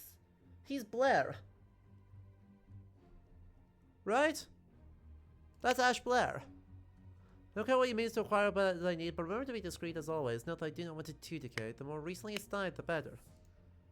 Well, the old workhouse geezers croaked yesterday. I'll arrange for a cart to move the corpse in semi directions and be quick before they bury him. Do you not want to dig the stiff up? Oh, good. Cool. He's none of them. There's a whole lot of stuff going on here. Scarecrow in a wooden coffin. By the gods, what was that? Gentleman robber strikes in Westbrook. The infamous gentleman robber Walter Keane with a number of unnamed associates held up a coach on the southern road leading out to Westbrook. Scoundrel robbed the passengers of all their valuables, kissed the young lady, then left. This is already the fifth robbery by the infamous gentleman, who, as is his custom, appeared to be wearing an impeccable suit and a new hat in the latest city style. The reward for catching Walter Keane has been increased to £100. Well, Walter Keane's looking grand.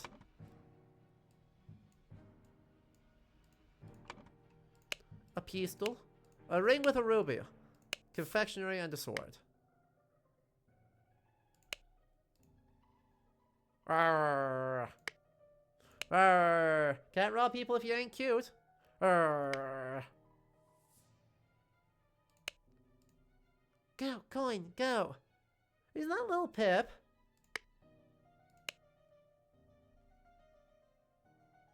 Everyone, you're not to visit any village or city without my permission, and no point may you disclose the location of the cabin. Mr. David Gran.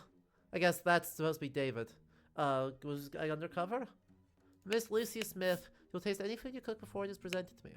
Little Pip, you're in charge of Black Bestia and Golden Doubloon. Both must be fed daily at Edmund Cloudsley.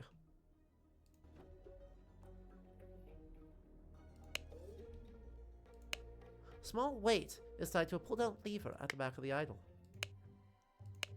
A rotten apple and a green apple.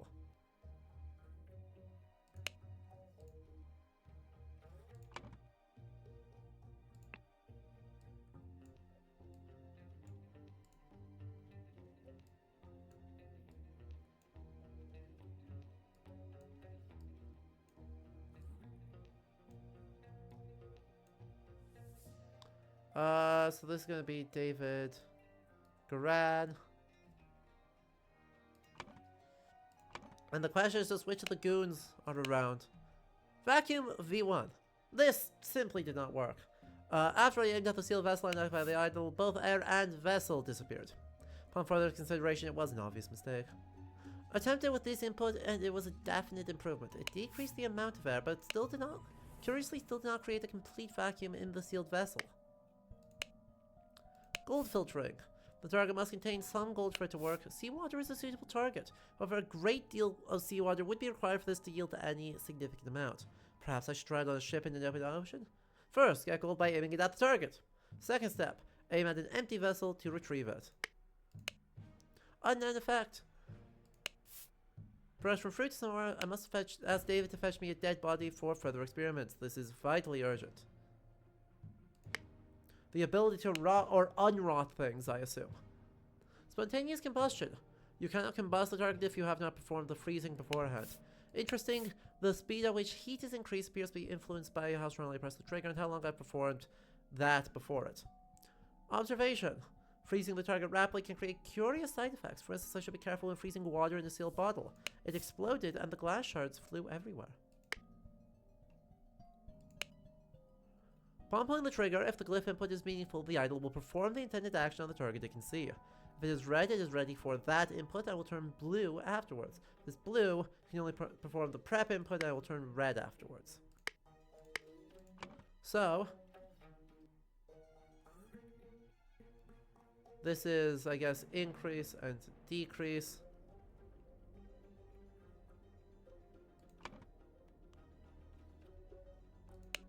Pistol. Loaded.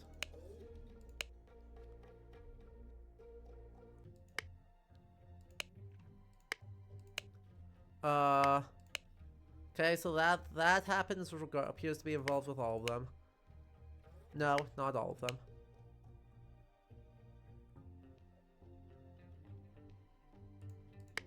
Okay. This will, I guess, will be gold.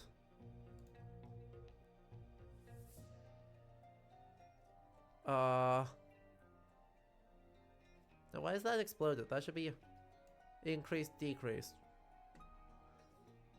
What was the heat one? That is heat. Okay. I guess that's matter? Yeah, you know, that makes sense. That makes lots and lots of sense.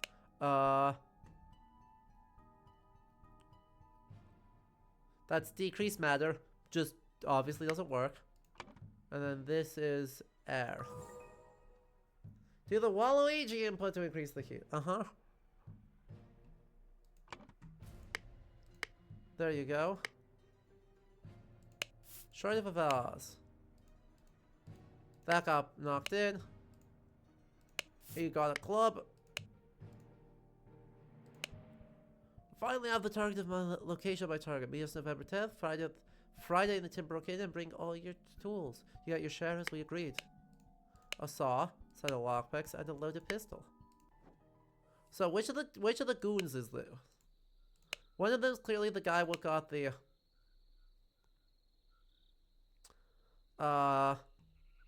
so Hardy Abe and Jack Nails, I think.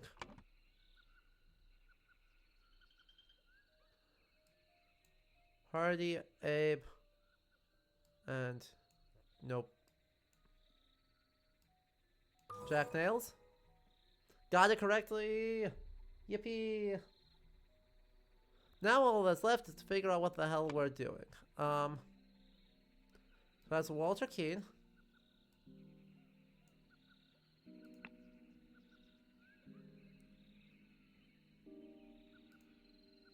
Nope. That's Edmund Cloudsley needed a corpse. That's what it is. Edmund Cloudsley needed a corpse. Walter Keane, along with his, delivered a coffin. Upon entering, Walter Keane suddenly clubbed. Well, I don't know if that's actually Keane. I actually don't think it's Keane. Who are identities? Hardy Abe.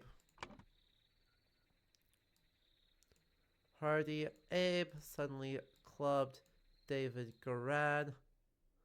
No, come on. Meanwhile, Cloudsley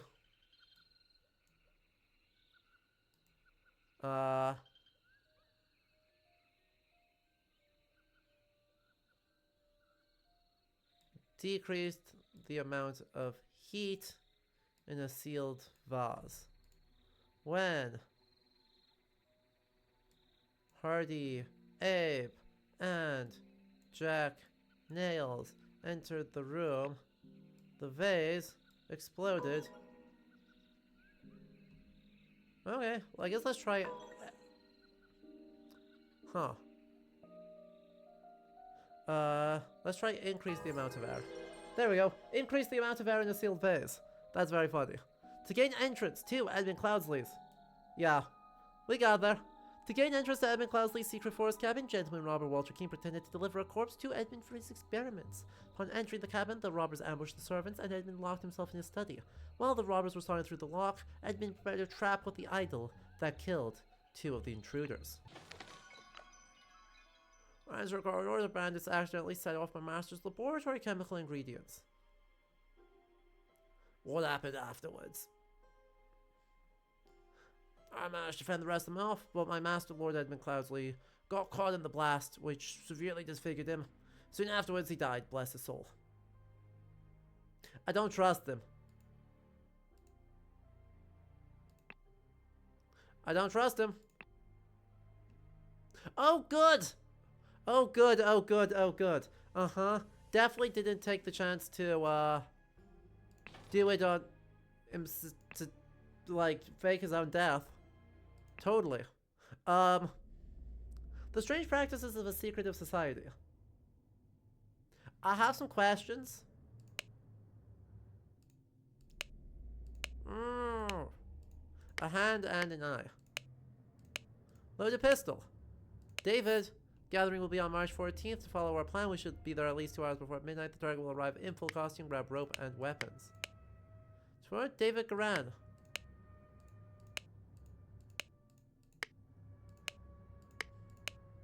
Doesn't really look like David Garan anymore, but...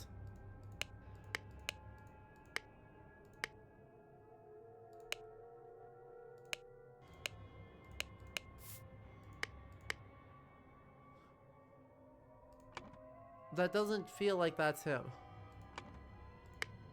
A Dark Hand, one could say, right? Oh no, duh. This is the Dark Hand servant. And then David and... God, the music is unnecessarily ominous. David and Walter get added to this. Dark Hands, Proud Beasts, Water Snakes. Brothers wearing masks appropriate to their house. Cool, cool, cool. Brothers wear robes appropriate to their rank. Master, Steward, Initiate. Cool, cool, cool. January 5th, 1789. Oh no, this is ominous. Masters, I ventured on the Order's mission to reclaim our fire-breathing relic and with great resolve punish the despicable enemy. I, with a few brave companions, fearlessly entered his hideout in a remote hunting cabin. But the devil had prepared a treacherous trap and an explosion slaughtered my dearest friends as we entered the study. Thanks to my sturdy physique, I survived the blast, only to be assaulted by the enemy's lackey, assassin warrior David Garan, the pack of bloodthirsty hounds. After an hour of fight, I received numerous deadly wounds, in spite of which I prevailed and defeated my assailants with my martial training. I discovered the enemy's dead body, slain by the trap of his own making, but no trace of the relic. I am forced to go into hiding because the government's watchmen are tracking me. Once I have recovered from my deadly wounds, I will shake off the Watchman and I will send you the next report. May the Griffin awaken, Walter Keane. So that's January 1789. This is October 1789. I must apologize 1,000 times for my absence, but my road to recovery was full of peril and valor that cannot be sufficiently conveyed in writing. The government's dogs and spies chased me tirelessly. I was forced to seek refuge in Aquitania to recover from my still tireless wounds. Still dire wounds. There I finally bested my pursuers with the help of Lazarus Hurst, a young resourceful gentleman who I met in a remote manor one dark winter's night. Not only did he earn my trust by stepping into the fray against our villains, but he turned to be well versed in the arcane arts. Of course, not yet close to your skills. I have finally recovered and plan to return to Albion. I suggest that Lazarus will be a fine addition to the order. I vouch for him and invite him to undergo the appropriate trial. Walter Keane. Illuminated Masters, I rejectedly admits of individual Lazarus Hurst to our brethren. He's with our dark-haired brother Walter Keane, who vouches for him, cannot be trusted because he is a liar and a thief. I am certain on dispatching our enemy, he kept the golden fire-breathing relic for himself. Nothing will remove me on this. He must produce the relic, apologize personally to me, and afterwards be expelled from our brotherhood. Sir Geoffrey Sinclair.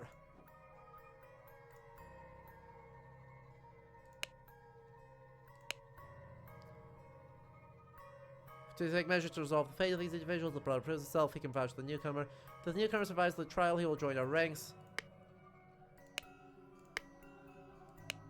Cool. We got that. We got that. Ruby ring in his pocket. Inception. Does he does use older names for places? Absolutely yes. Aquitania being southern France, and Albion being England.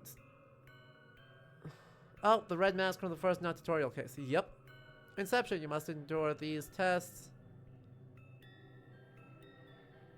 Evaluation.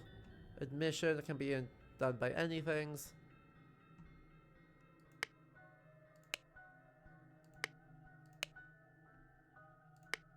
Okay, 1, 2.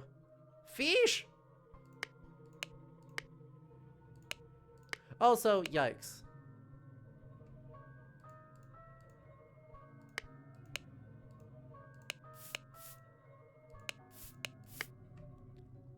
You must endure the right to fish. And of exposure.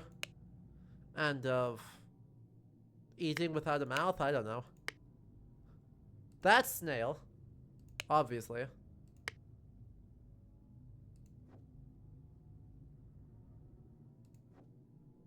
What else is going on here?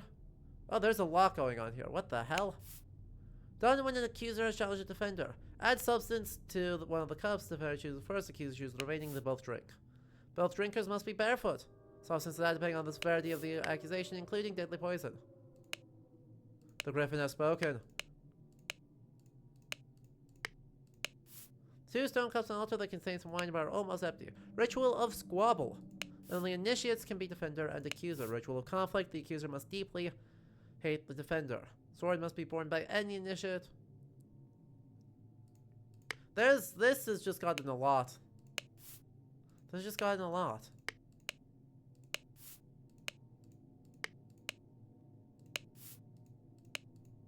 There's just a lot happening here. There's just so much. Ah, boy. Dispute and discord. Okay. So. Require decorations of the hall, speaker to the blind, Grim Reaper, keeper of treasures. Presumably that's the Grim Reaper.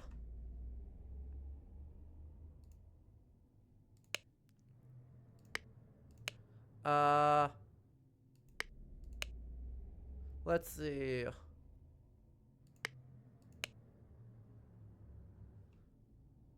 I suspect it's this one, Ritual of Conflict.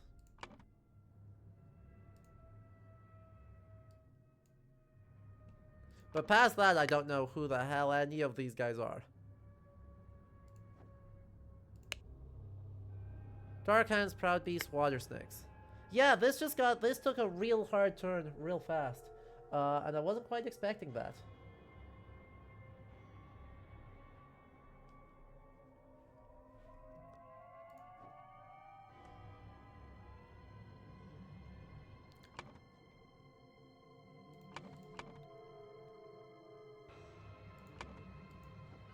Well, we do know that that's a Dark Hand Initiate. Dark Hand Initiate.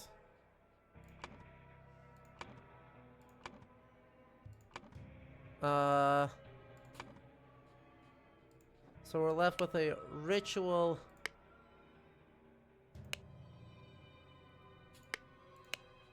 Well, I guess we should figure out what the hell these guys are.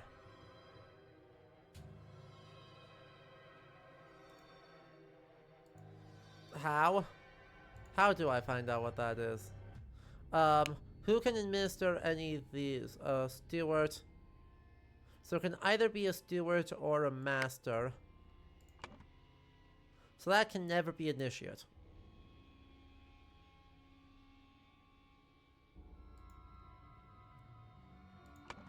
Okay.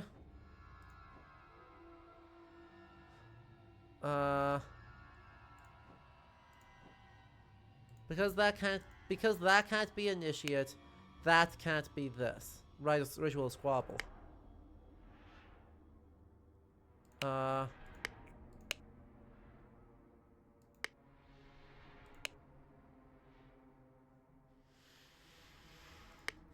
Oh, so that's initiate. Alright, so we go initiate.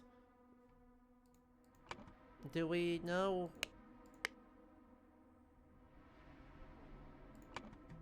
It's a fairly informed guess that that's that. And then the question is, who is... Huh? This guy? Or this guy? I have signaled to Griffin who I am. I accept my fate, whatever it may be. He's getting a... What's the lion? Proud Beast? Proud Beast. That must be Inception. So then that's Proud Beast. I'm gonna go Dark Hand Water Snake for no discernible reason. Aww.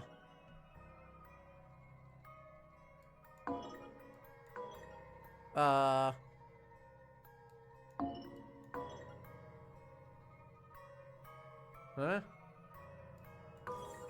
Oh, really? Okay, that's helpful.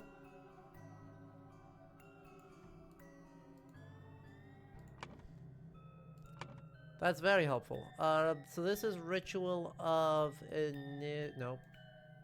Ritual of Inception. This is Lazarus Hearst. And this is a Proud Beast Steward. Okay. So, knowing that that's a water snake.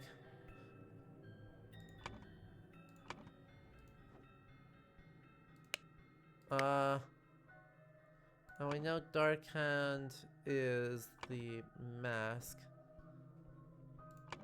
Oh boy. So I guess we could just fill this all in as what ritual is this? But I suspect that we actually are supposed to get more precise than this. That it is supposed to be that this is Walter Keane. And that this is Jeffrey Sinclair. And I actually don't know houses of... So it's not Discord. It could be Dispute. Water Snake Master, is that correct? No. Those are initiates, those are masters.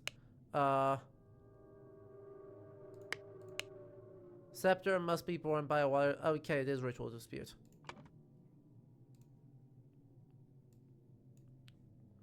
So this is... So, Water Snake, Proud Beast, Dark Hand, Water Snake, Initiate, Master. Huh. What? What do you mean fewer slots are incorrect?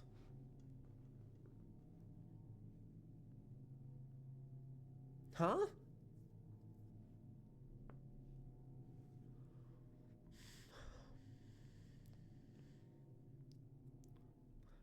Well, I guess let's try and figure out what the heck. Okay, so it's not that one. There are two others that are incorrect.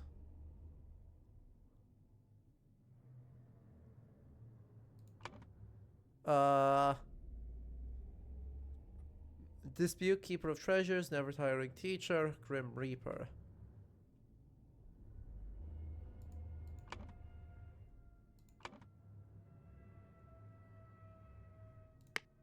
Huh. Huh. I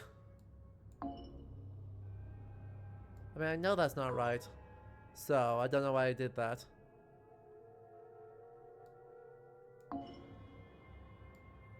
Okay.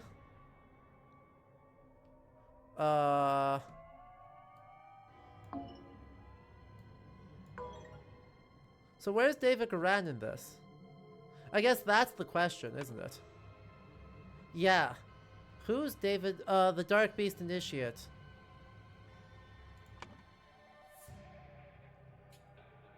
Has to be David Garan. That took me long enough to put together. Jesus. Oh boy. Okay.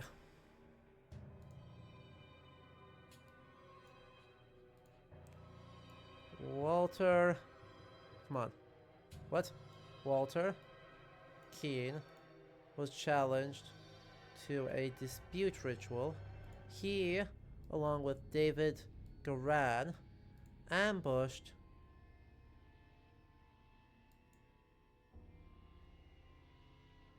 a Darkhand initiate. Garan, posing as the initiate, signaled to Walter Keene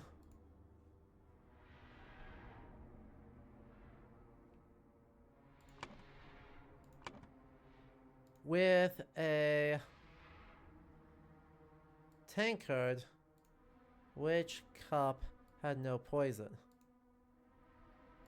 Jeffrey Sinclair drank the other cup and died. Meanwhile, Lazarus Hurst passed the Inception ritual to become Darkhand Initiate. No, it's, he's Proud Beast, isn't he? Wow, that was tough. After being challenged to a ritual with potentially deadly consequences, Walter conspired with David to devise a plan which would ensure his own safety. They captured a Brotherhood member on his way to the gathering. David took his costume so that during the ritual dispute he could indicate to Walter which cup was poisoned. Therefore, Walter chose the save cup, and his opponent drank the poison and died. That was not easy. Oh good, we're now hard pivoting. The crowning celebration by the lighthouse. Well, someone's been murdered. Trapdoor that connects the staircase to the top of the lighthouse, not locked. By guarding the lighthouse, you guard the Empire, Alistair Caw.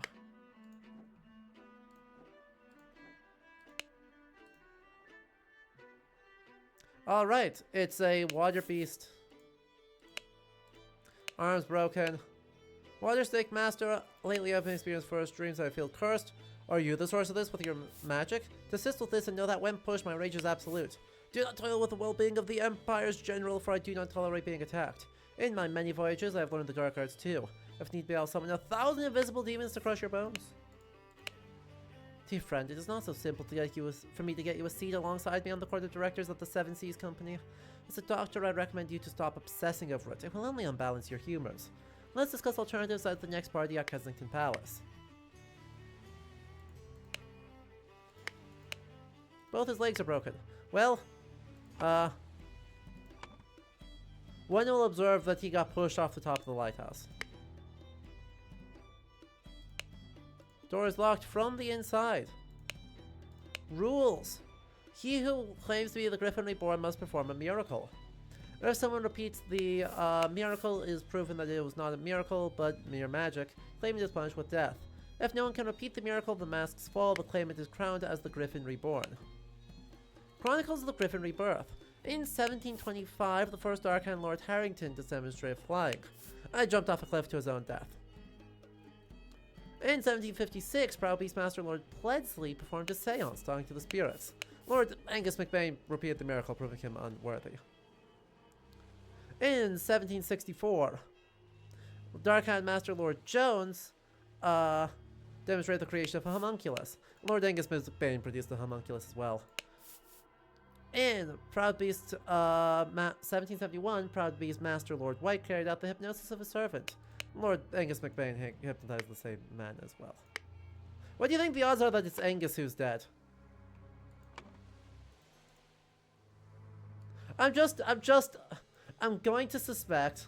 I'm going to go out on a limb here. Really stretch the imagination.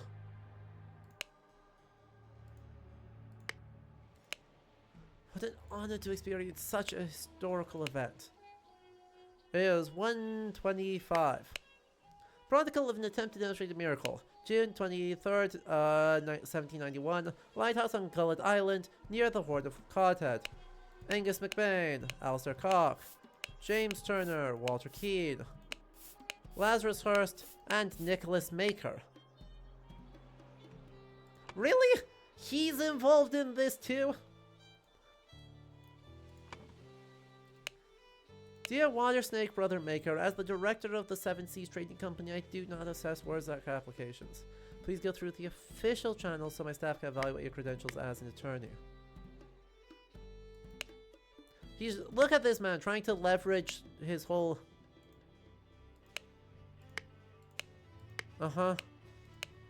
Gold snuff box with opium. The idol.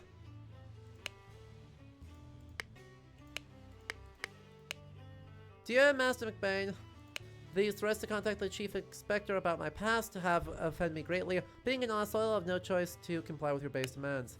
I may have invited Lazarus into our brotherhood, but he's not shared all his secrets with me. Luckily, I had an opportunity to see him practicing this miracle. He has a magical artifact hidden in his cane. When performing the miracle, he inputs the following glyphs. Then that's the vacuum one.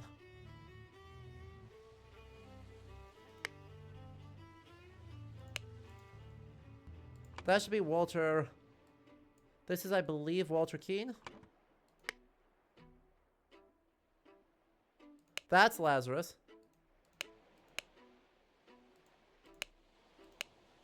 Miracle preparation, aim at the sky. Miracle hypothesis, water works better, but the effect is not convincing.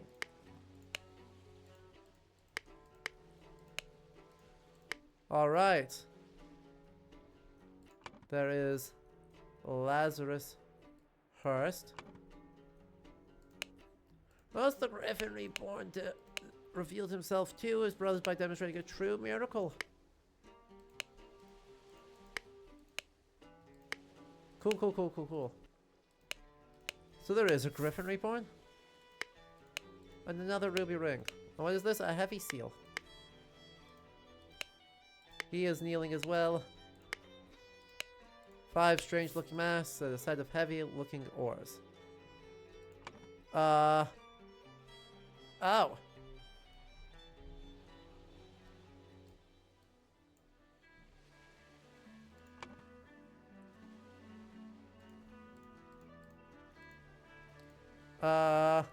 Alistair McBain blackmailed Walter Keane to find out how Lazarus Hurst would perform the miracle of...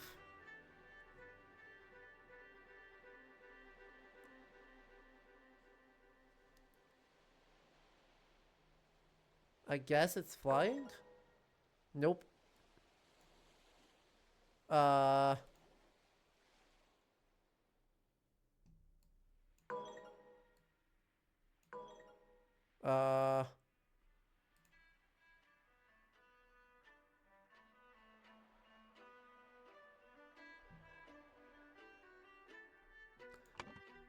don't actually know.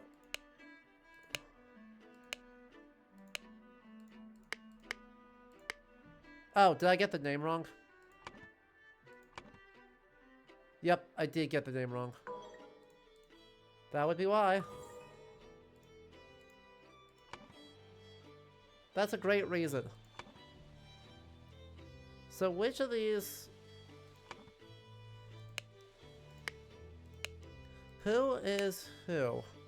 So we've got Alistair and James Turner are like the two that we don't have. I guess this could be James Turner. No. Green. Really? Are their shoes the relevant color? Their shoes are the relevant color. That's Alistair Cock, and that's James, was it Turner? Oh, okay. Huh.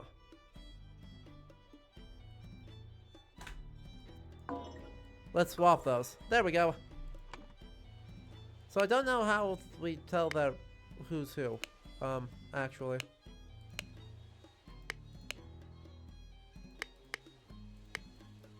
Cool, so there's that, there's that. Oh.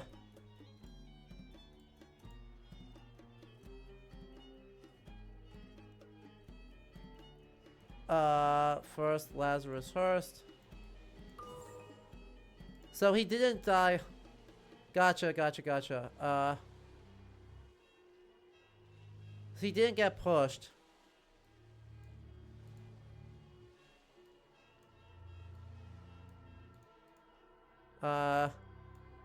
It's that he... Oh, someone...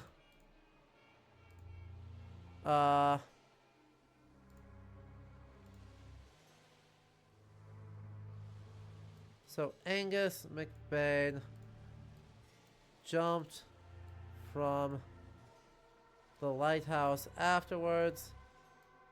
Griffin reborn. Demonstrate the miracle of flying using the idol. This is Lazarus Hurst. Jumped from the lighthouse using the idol. Huh. And became Griffin reborn. When? There we go. When Lazarus Hurst jumped from the lighthouse and survived using the hidden golden idol, Master Angus McBain thought he had enough information to repeat the miracle and prevent Lazarus from becoming Griffin reborn. He seized the staff from Lazarus and locked the lighthouse door to prevent foul play. However, he did not know all the secrets of the idol. It did not work for him, and Angus jumped to his death.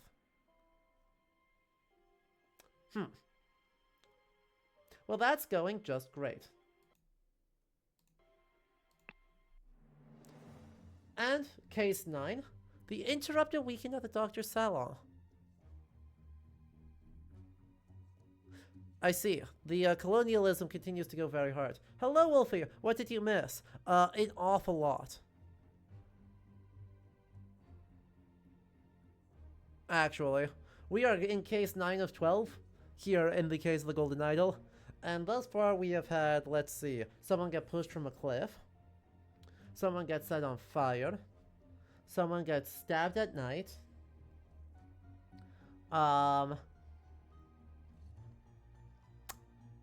What was case 4?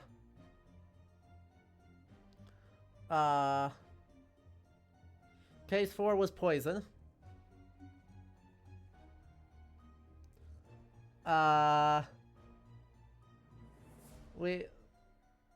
We've had someone get poisoned. We had someone, two people get blown up. We had someone drink, in an occult ritual, drink poison wine and die. And we had, someone jump from a lighthouse.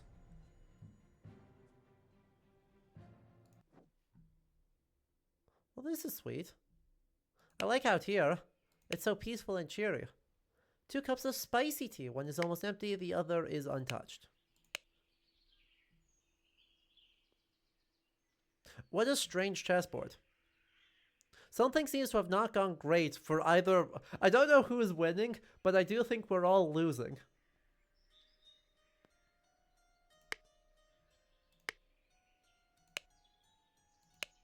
London Gazetteer.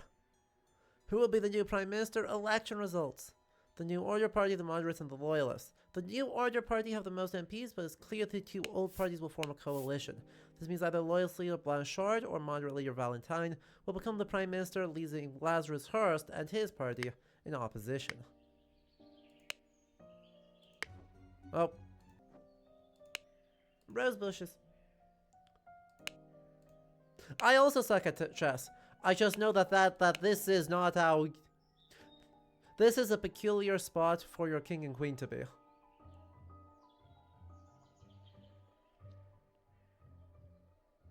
Like, that's mostly what I'm seeing, is like, wow, that's a weird spot for a king and queen.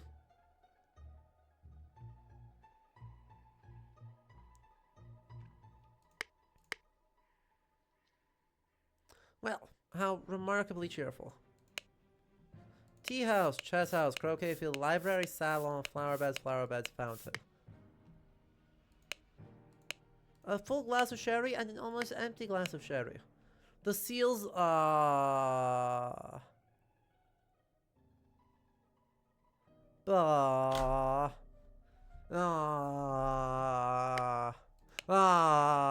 Psychoactive plants, drug symptoms. Illusion of unity with the universe. Increased appetite, hiccups. Black poppy, sleepiness, whites of eyes get a pink tint. Lemurian lichen, hyperconcentration on one thing. Loss of perception of time, rapid blinking. Red berry, surge of energy, vocalization of all of your thoughts, twitching, and aggression. I believe he's been, Man's not breathing and has a huge vertical wound on his forehead. Listen, apologies for the shouting match yesterday. Let's continue our discussion at... Dear friend, the elections are over, so let's uphold tradition. Have a leisurely weekend at my place with you and Leopold to discuss the Prime Minister's situation. Please join us on May 12th. Kindly confirm your presence, Dr. James Turner.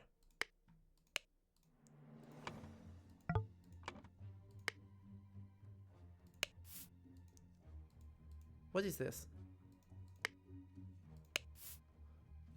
Not a boomerang. Oh God, believe me, my lord, I do not feel comfortable arresting a prime ministerial candidate, but I must ask you to follow me. Constable's pike, which is clean. Oh, good. Leopold had a glass of sherry with James the not. We're gonna have to come back here a couple of times.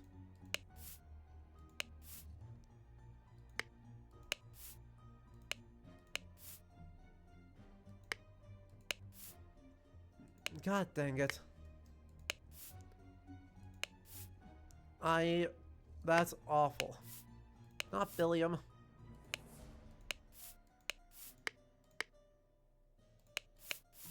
Alright, well, Arthur Faulkner, get yourself identified.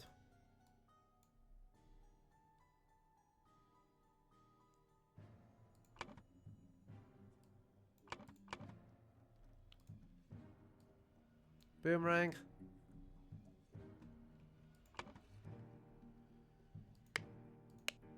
Ah, there's so many people. And so much stuff. A spilled glass of sherry. Which is ominous.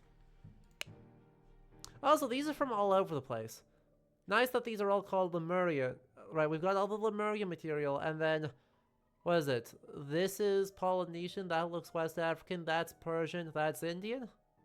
I guess that could be Indian too, if that's a Talwar. That's either a Talwar or a Shamshir. Oh, Lord, I didn't expect something like this in our household. Alright, Mr. the Constable, who did you say was doing the...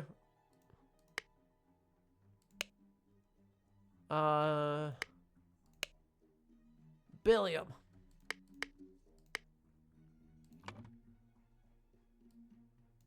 Billiam. Mercy is such a mess. However, we will clean the blood out of the rug. Okay, he's been drugged with black poppy. Lord Leopold, your plan to frame 2 is sublime, but your missing button is more than enough proof that you did it. Constable, please escort this man out. That's James Turner. James Turner. James, this is preposterous. You know damn well he was killed by this Lemurian savage. Uh-huh. That's Leopold. Don't remember his name. We'll have to go out to the Gazetteer. This is outrageous. I thought you were an honorable man, Leopold, not some Aquitanian agent trying to sabotage our friendly relations with Lemuria and provoke a conflict. I see. So, Aquitania and,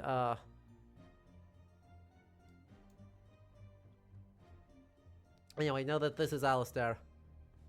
Because he was in the last scene. He stole his life just like that. Doctor's a smart man. Dear friend, I'm on the balls. You had said you would love to meet someone actually interesting. I'm having a weekend of drinks at my manor, and Prince from the 11th line of Lemuria will be joining us. I hope those did not notice me when I was laying over the sleeping eye patch, gentlemen. He borrowed 1, 2, 3, 4, 5, 6, 7, 8, 9, 10, 11. Yeah. He borrowed something. Dear Prince, I got invited to the party by the director of the Seven Seas Company himself. I know you hate associating with these invaders and thieves, but these might just be the opportunity that we seek to reclaim our honor. Pateau and a Lemurian War Club.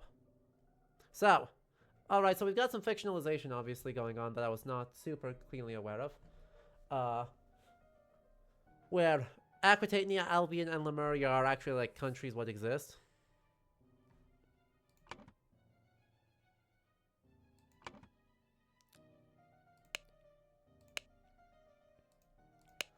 Alright.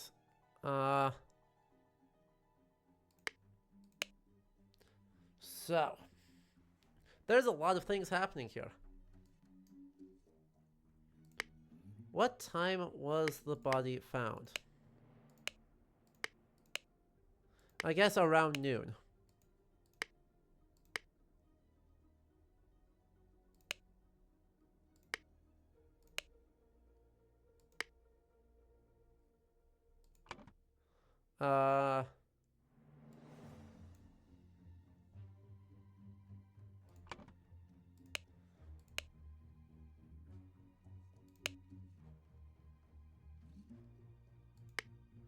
Ergen.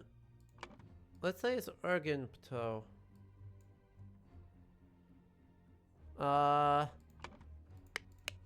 Also, it doesn't actually say who the other. We can make a good guess as to who the next guy is. Yeah. So, it's Leopold Blanchard and something Valentine.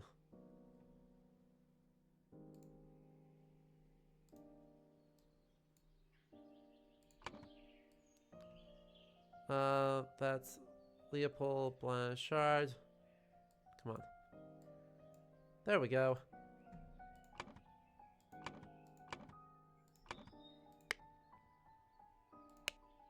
Anyway, let's be very clear. This man did not do the murder. This man also did not do the murder. Everyone here sucks. But currently, my money's on one of these two.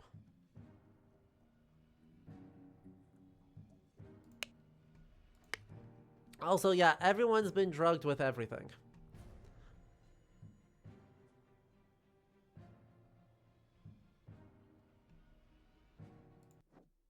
Are there any sites with blood on them?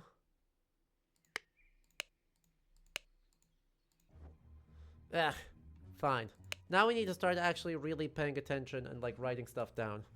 Alright, time to get the write stuff down sort of day. To the constable. Firstly, Leopold had a glass of sherry with James in the library. So that says Leo Doctor. He's falling asleep. The Lemurian was watching him. Butler got knocked out. Woke up the butler. Entered the salon. Found the body. Cool. Body was found by Leopold Blanchard. Murdered in the salon. Potentially.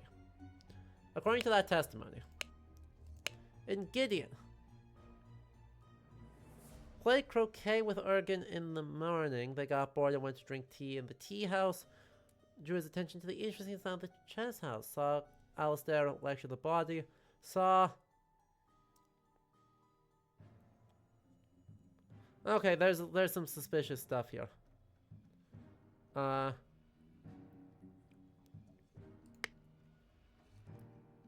And Podrick must be the butler.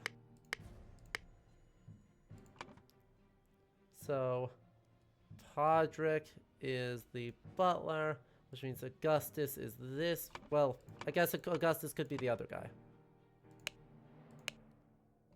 Since everyone just said friend, because why would we make this case easy for us?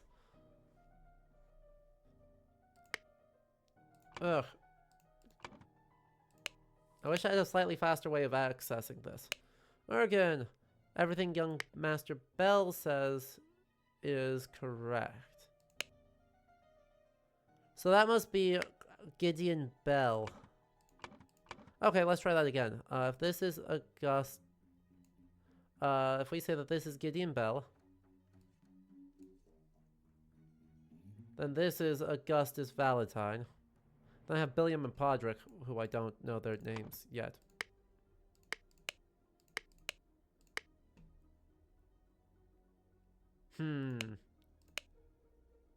Alright. James. Well, I guess I can do this. If this is Augustus Valentine. I'm so good at video games.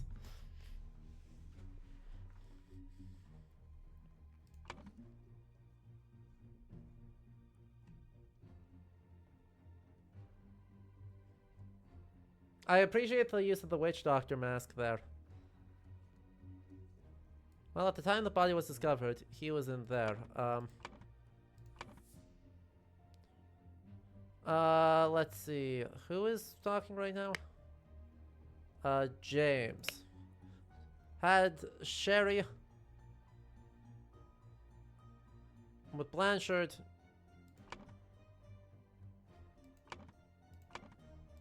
Which, is that agreed? Yes. You have sleepiness. Do you have a pink eye? Yes, you do. Uh-huh. Uh-huh. Cool. So that checks out. Went to the chess house, got rid of the bad Sherry. Spent the rest of the time playing chess with Alistair until the alarm was raised.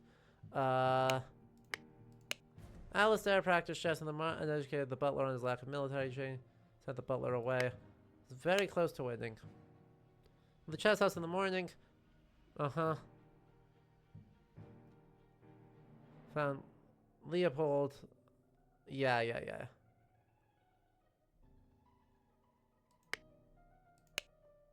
Planted and pruned all morning by this chrysanthemum, saw the young gentleman and the foreigner leave the croquet and go behind the manor. Moved to the rose bush. Saw the fountain at around noon. Continue work on his roses. It's in the flower beds.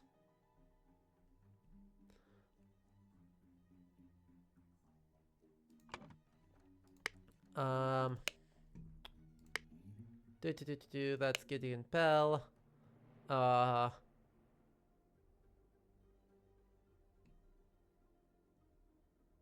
They were apparently in the tea house.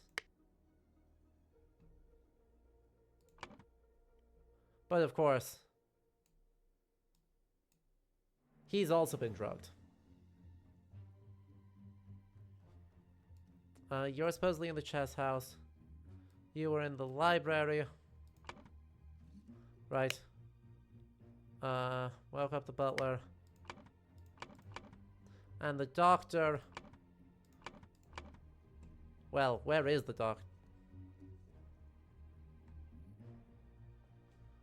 It's cool that we don't have,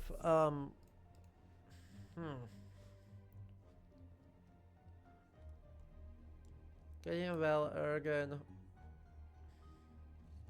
I wish we had, uh, you know, names. What do you think the odds are that that's Spade? And Bell. Huh. Really? Really, really, really. They're actually, like, this... I guess let's just get a... Huh. I wish I... Podrick, yep. Look, that's just too easy. There we go. We brute forced our problems. So where does the constable say, or what's the... That he was in the chess house? There. Fabulous. Look at all that progress we've made. Early in the morning.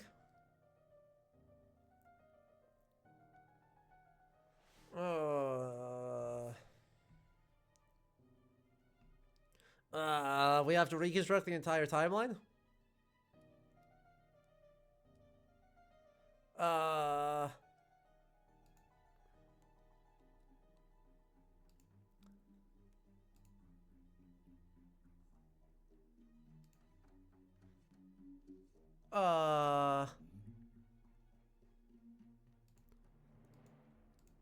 Uh-oh.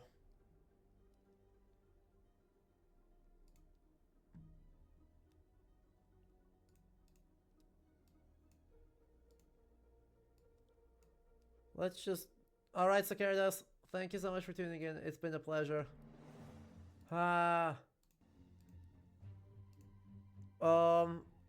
Let's just assume that this is supposed to be,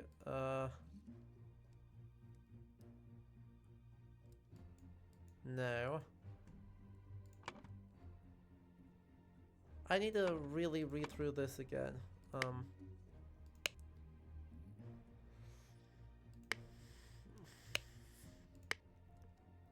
Okay, so what had to happen first? Where was...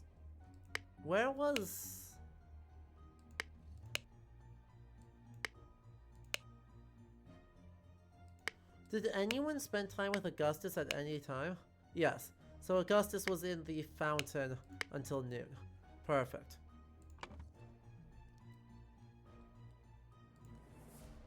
In the salon at around noon.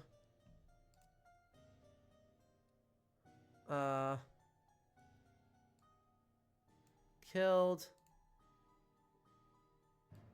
Augustus Valentine and planted the button on him to frame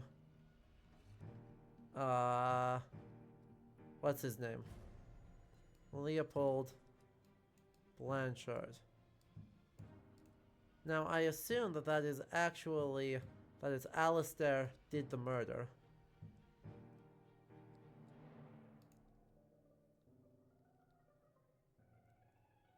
Murian boomerang from the salon.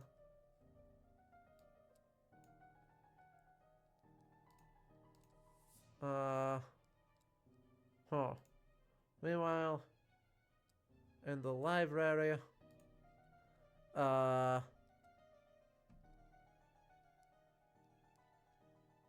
well, actually, hack.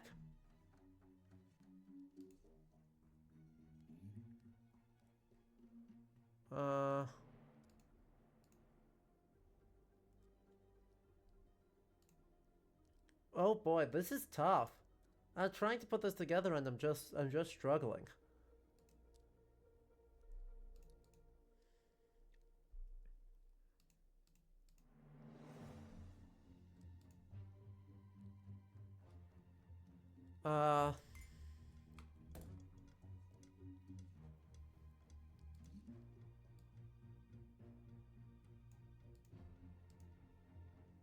Huh. I'm just going to assume... this is... Then let's Leopold Blanchard in the... Where were they in the early morning? So, let me talk through my logic here. Here, there's a note. Apologies for the shouting match yesterday. Oh. Heck. That's... Okay, so there's a shouting match yesterday. Which is not... So that is actually James Turner drugged Leopold Blanchard in the library and stole a button. Meanwhile, in the tea house, Ergen Pateau drugged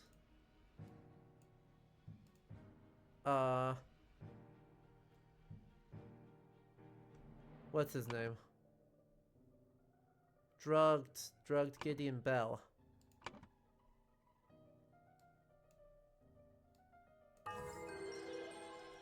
Oh, that one stuck.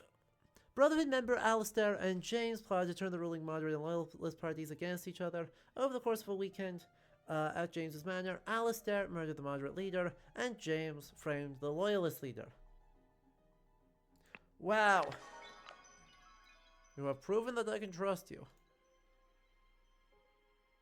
Here is the Brotherhood's artifact, which I removed from the traitor Keen. I said it to take heat from this cup of water. And then I changed the symbols and made the idol give that heat to something else. There is so much more that the idol can do. Well, that's probably not good. Uh-huh.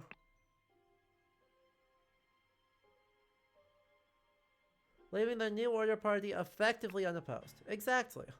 With that completely blows up the coalition, which solves all of our problems. And, you know, subtlety is our first, second, and third names here.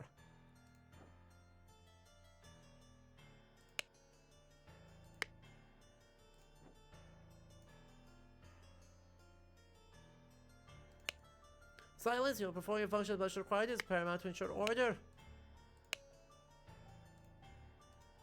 Observe the four virtues to observe. Well, truth or time, I prefer storing no more than this. Since year 1792, when it gained a majority in Parliament and liberated our government from multi-party chaos, the Order Party has worked hard to improve society. Despite the vast popular support for the party, His Majesty refuses to acknowledge the authority of the party's tribunal. High Arbiter Lazarus Hurst has announced that in 2 months the party and its supporters will participate in a peaceful march to the King's current residence to demonstrate their virtue of moderation.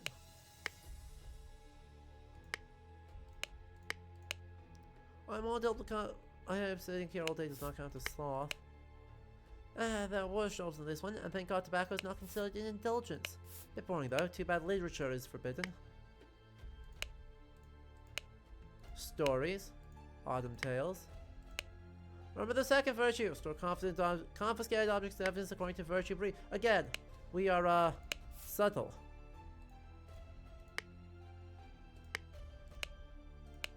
Brandy and opium. Invoice. Blackbrook Farm, 3 pounds of butter. Total cost 29 pence. A violin. Portrait of Gideon Bell painted by Jasmine Nightwing since 1794. And that guy? I don't know. I got nothing. What are you insinuating, James? You would never reach the fourth virtue. Lord Alistair Cock, birth year 1745. A history of infraction and obedience. Slapped sergeant in anger. Listened to marching music in his manor. Loyal service to the Order Party in high-ranking position, plus 20 merit. Total merit 11. Dear Arbiter Cock, we are writing to inform you that our regiment's colonel was seen with another officer's wife in a potentially intimate situation. We implore you to send your agents to investigate this potential flouting of the first virtue. Albion Francs. So the fourth virtue.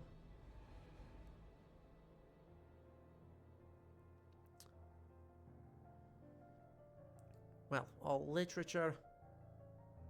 The first virtue is moderation. At work, sloth.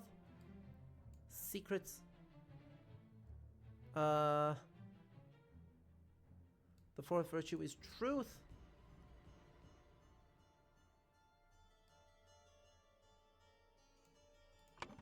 Ah.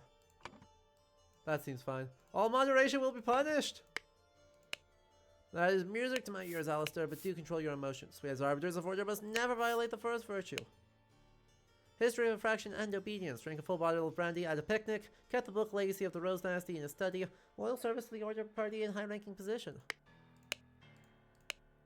Dear Dr. Turner, your senior assistant Daniel has demonstrated extreme untidiness. Oh boy.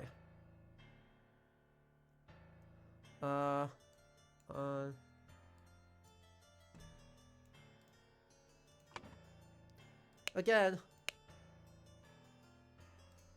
Cool. Culprit. Claimed he has no wife, has a painting depicting a naked person in his house, broke his wife's favorite teapot in anger, was observed spending a night with a neighbor's wife. Walter Keane. Flirted 3 times with different married women during the party convention, wore ridiculous headgear at 5 public events, claims he had not betrayed High Arbiter Lazarus during his ritual of ascendance, expelled from the party of order. Lothar Richards. At the dinner party a few years ago, we offered large amounts of wine to his guests, got angry during the questioning and shouted at the Arbiter, revealed the whereabouts of hiding fugitive dissident daughter Mary and her husband Peter. Oh no, they got married? Ew. Aw. That sucks.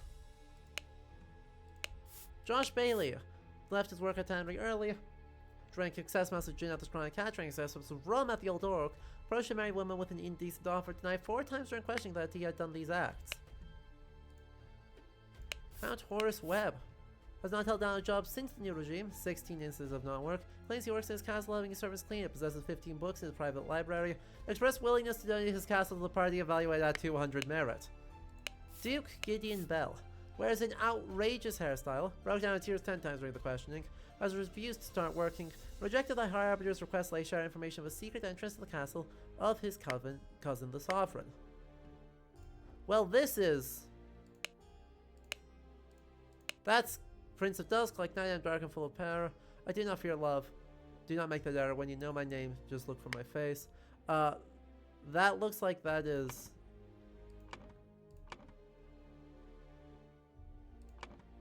Oh god. Oh jeez. I mean, that looks like that's Walter Keane. Anyway, the fascists are really not subtle around here. Remember the third virtue? Remember the second virtue? Poor bugger, I've never seen so much merit removed in the tribunal. You? You? You are still around? Has a secret compartment in his office locker denied the existence of the secret compartment. Low-ranking service in low-ranking position to the order party. Plus 10 merit, total plus 8. Merit, merit, merit, merit. Think of beauty to see. We're not against the first virtue. Nicholas, how would you feel the new regime rewards your diligence now? So tell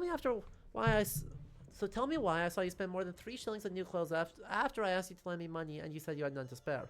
I suggest you lend me some now unless you want me to write an official report about the 4th virtue breach. Your beloved brother, Nicholas Maker. Well, the protocol as being on Thursday, even though it was Wednesday, took a double-length lunch break in the office. Dang. Feel on my bones I should have drunk less. Now we poor souls experience God's wrath. This tribunal is a farce. They spread lies that my love is merely lust. What do they even know about true art? Such relief they decided not to push any fashion charges. I hope the process is not painful. God, this is ridiculous. This has gotten fully crazy. I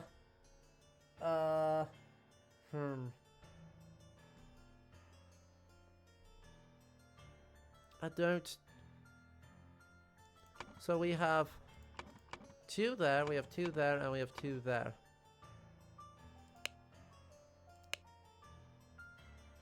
So we need to know how much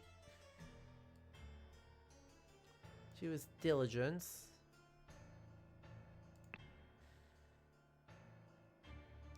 Vulgar, art, fashion, music, Third virtue is...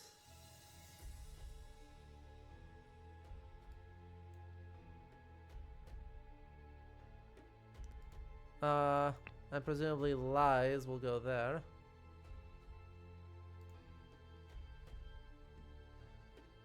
Um, at work, mistakes will be punished. Moderation, sloth, indulgence, idle, secrets, music, emotions, franks, and tidiness.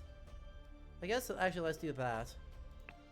And then I don't know what the third one is. Beauty? The fascist nature of this is insane. It is going hard. Okay, so each of these need to have... This is years, by the way. It's like 3 years. Walter Keane is deducted to have the largest merit deduction.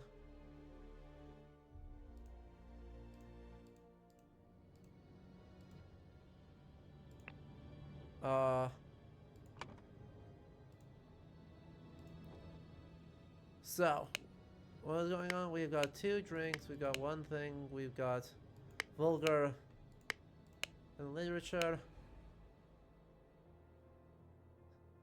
3 years.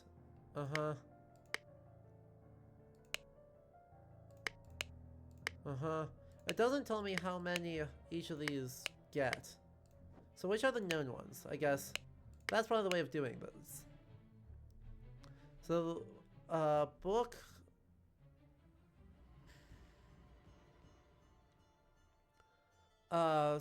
So it could be 4 and 4 for first and fourth. That could be 4 and 4. We know that one of each of these adds up to 8. I guess let's get some notes out, because we're in notes taking time. So we've got 1, 2, 3, 4 infractions of each of them. So, well, we'll say A, B, C, D for the 4 virtues. So we know that A plus D equals -8.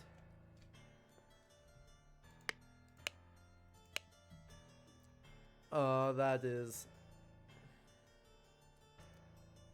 a first virtue and presumably a third virtue. So A plus C is -9.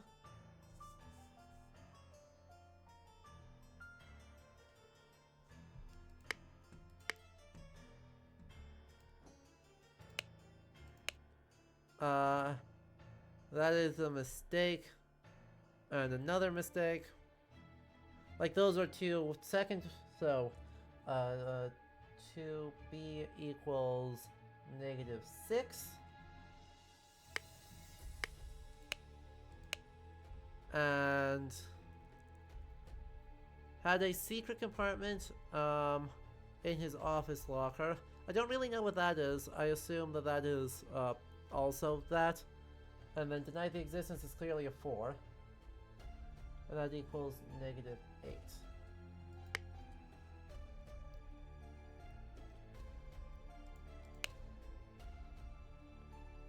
Right? So I don't know. Oh, sorry, equals -2. That's probably 2/4. So 4th is a -1.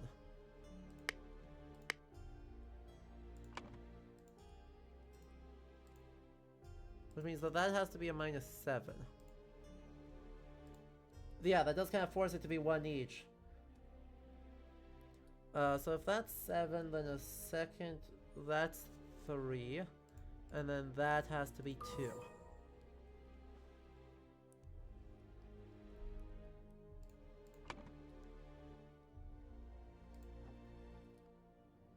There we go. Okay. Claimed he had no wife. That's a 4th order one. Sorry, I need to just write these. A equals 7. B equals 3. C equals 2. D equals 1. So we agree that's a 4, 4, 3, 1, 1.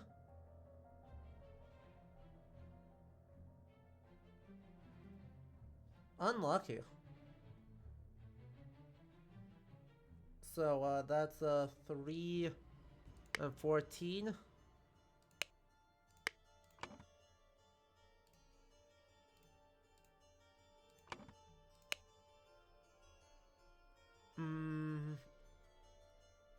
Oh, jeez. Yeah, no wonder this guy got. That's at least a negative 21. 22.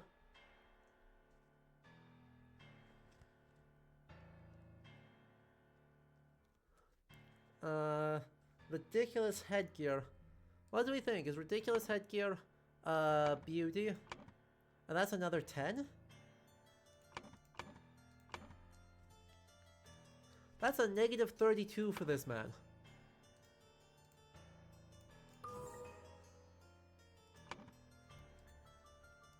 That's tough.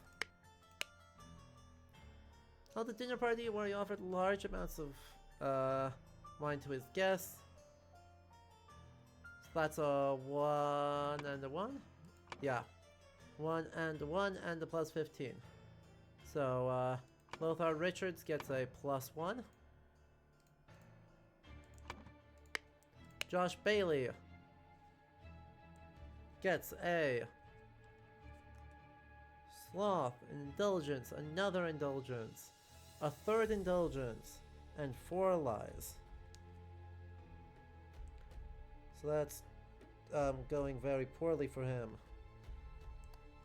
That's 1, 2, 21, 25, 27.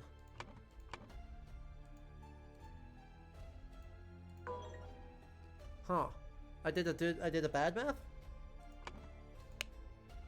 Did I?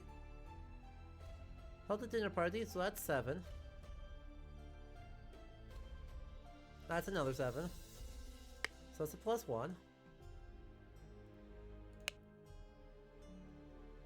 That's a 2. Oh no, that's a 3 because that's work. I'm dumb. Sorry, it's a negative 28. That man's super screwed. Has not held a job. 60 instances of not. Oh boy. Alright, right. 60. So that's 60 times 3. That's 180. That's a lie. That's 1. 15 books is a minus 15.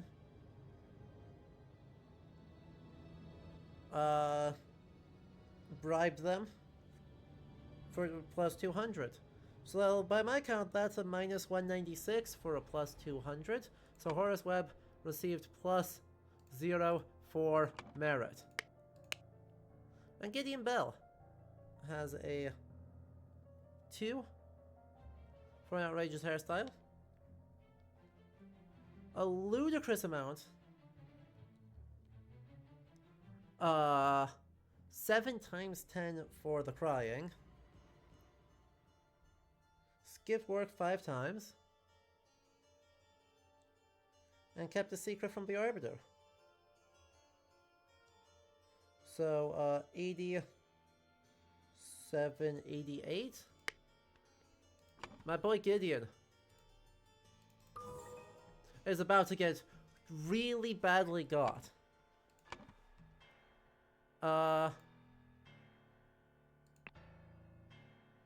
Presumably this is the idol was used on him. He lost. What are the clues on about his death? No apparent.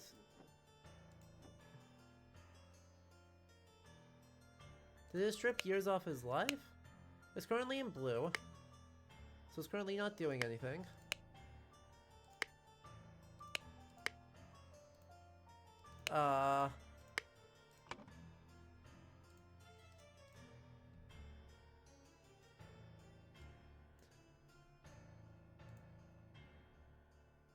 What do you think is the odd that it's 32 years? Yes. Not filled in correctly. Huh.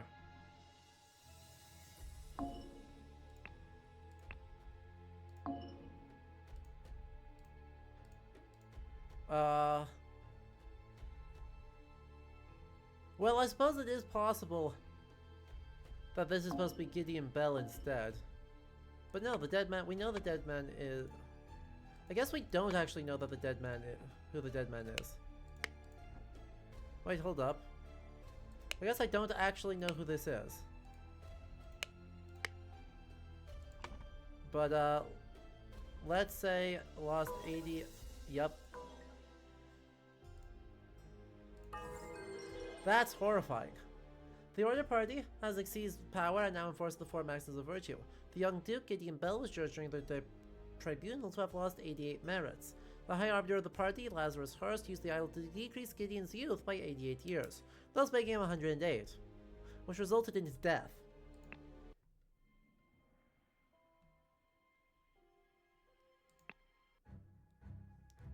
The slight delay in the peaceful march to the King's Castle. Oh, good God. Apparently we're at the end game here.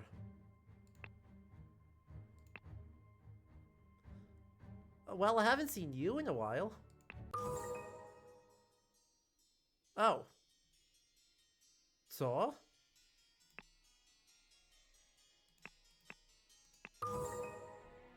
We are in all of the...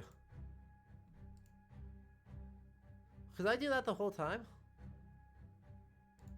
Anyway, peaceful.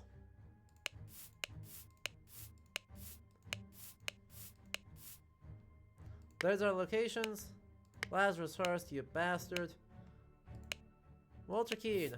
Ambitious and inventive, but treacherous, as many smart people are. James Turner, greedy and hedonistic, requires constant material incentive to cooperate. Alistair Cock, pompous and vain, but being a military man is ready to obey and ready to kill. Nicholas Maker, cowardly but dutiful, useful to a limit. And David Garan, since its success at the Mermaid Inn has proven to be resourceful and discreet professional. Oh, Lazarus Hurst is Edmund Cloudsley. I'm a dumbass. I can't believe it took me that long to realize that the way he faked his death is the experiment with the rotted apple. He gave himself, after the explosion, he had some fresh corpses, so he took years from the corpses and gave them to himself.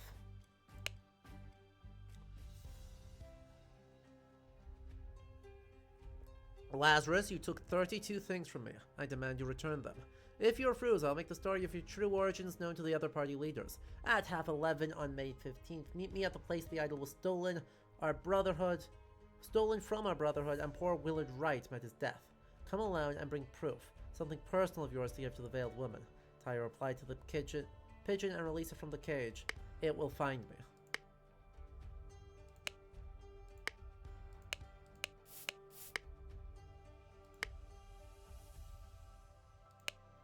Yes, Comrade Lazarus is not yet returned for several hours. Comrades Alistair and James have gone to find him. If they do not return, we'll organize more search parties to find the lost.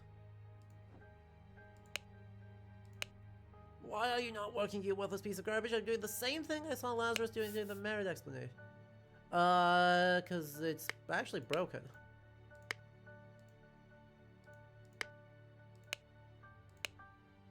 Well, he's been got. Belchester Castle that way. Port. Capital. I recognize this voice. It is you. Isn't it poetic that you're falling for the same trap as I did all those years ago? As you did all those years ago. Straw men are your blame.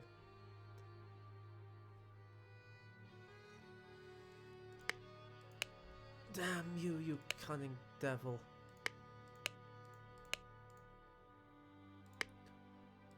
Well, newly invented transportation device. Shoutouts to the bicycle. Scarecrow with a hole through the head. Bullet lodged in the wall. The pigeon. I admit I have treated you unjustly after a long cooperation. Come alone in peace so we can discuss the operation. Yep, there he is. We found him. Oh, there's a lot of people happening. Oh, there's a lot of things happening. Oh, jeez. Oh, I was not ready.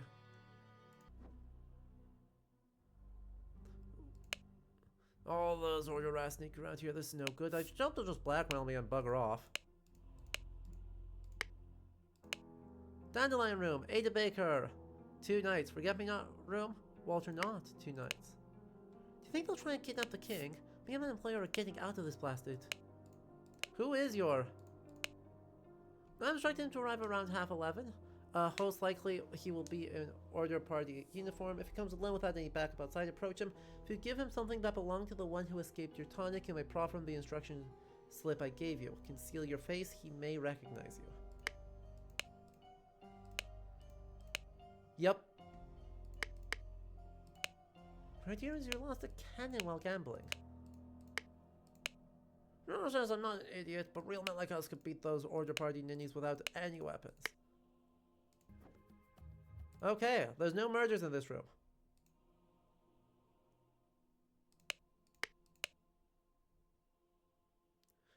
So who's giving her the instructions? What's his face? Walter. Walter's giving him the instructions. Giving her the instructions.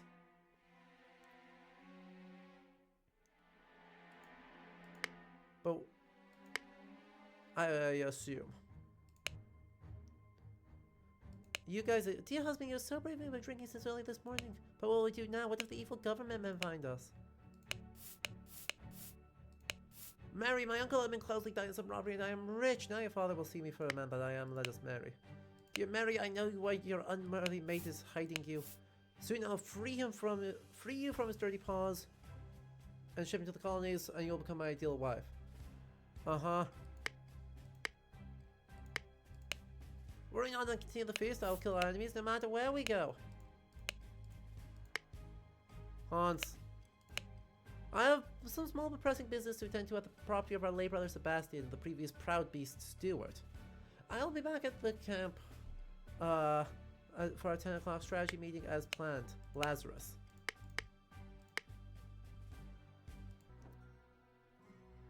Huh. There's the cannon.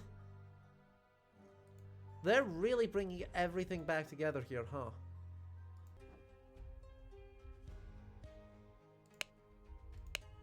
The regime has to fall. It's taking everything from me. The watch is ticking at just 12:15. Capital at 8, a newfangled insurrectionist carriage passes by. An individual in an insurrection uniform passes by on the new two-wheel contraption. 2 individuals in insurrectionist uniforms pass on horses. And then a boat.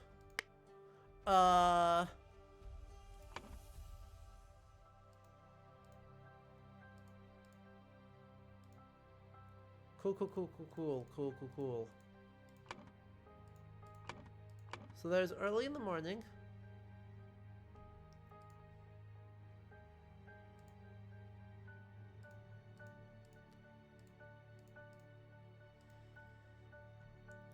Presumably...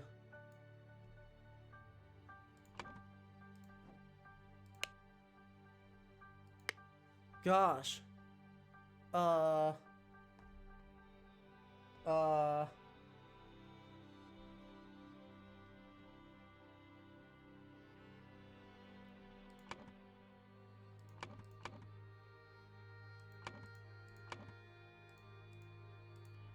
Okay, the one that I feel really reliable about is that Walter Keane killed Lazarus Hurst at the... what is this, technically? Is it the cabin?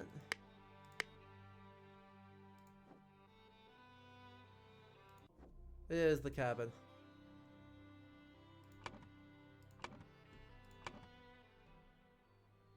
At the cabin. Before noon. Who else has died? Oh yeah, the crossroads. That is going to be James, and there's Alistair. Before noon, Alistair killed James Turner at the crossroads. There's 3 deaths, though? Wait, where's the 3rd death?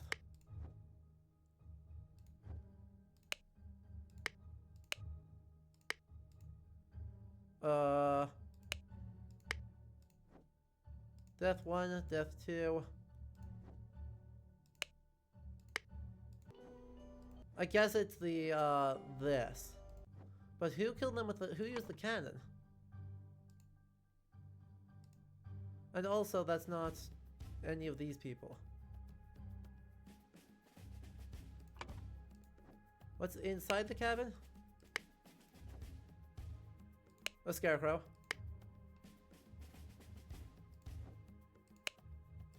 Because, yeah, you'll find me in the place where we two first met.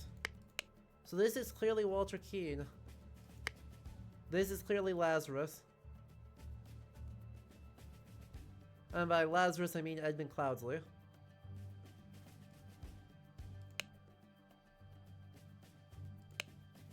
This is you, but, it's all broken. It's also missing, it's missing the thing. The lever's not pulled down. Weighted down.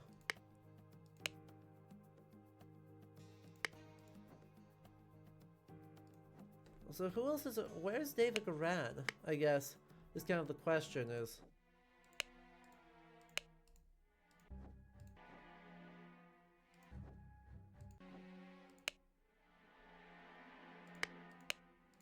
Right, because David Garan is the one who's, like, missing.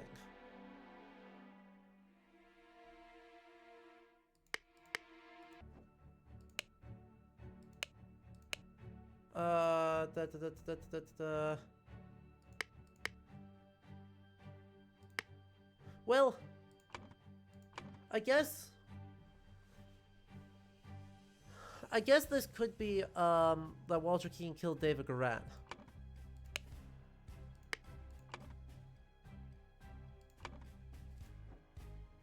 Right, this could be that David Garan used the, newfangled thing.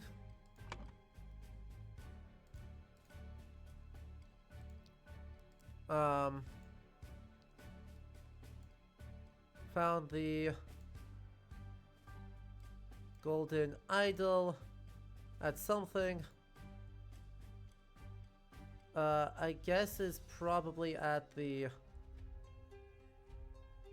Oh. I guess it's possible Lazarus, that this is Garan. So... No, heck, that's incorrect. That's fully incorrect. James Turner is here. That's correct. In the afternoon,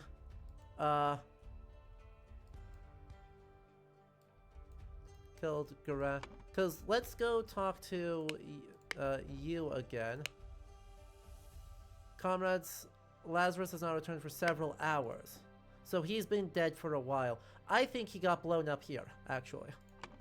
Alright, Raven, thank you. I think we're right at the end. But someone killed Lazarus at the manor. Not Hurst, Keane. It's Walter Keane. I guess it could be Walter killed Lazarus as well. Very close. We are very close. Let's just try... No?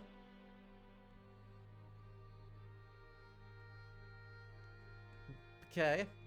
At least we know that's those, right? We pretty much know if we swap those two and we still only have 2 incorrects, then at least we know it's those.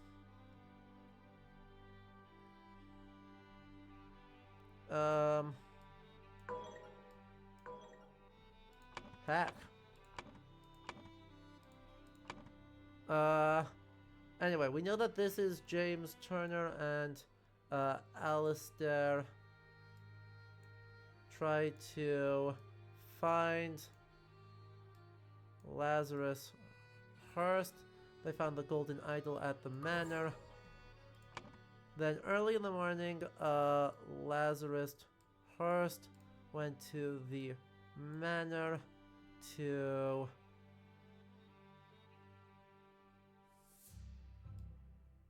Wait. Oh, that would be funny. Oh, that would be incredibly funny.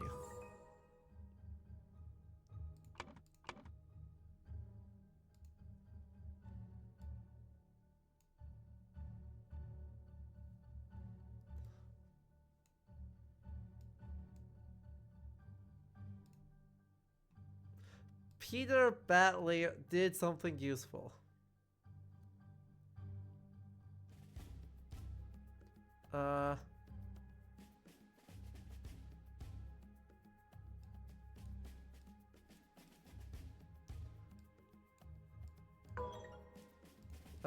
To fight? Blackmail?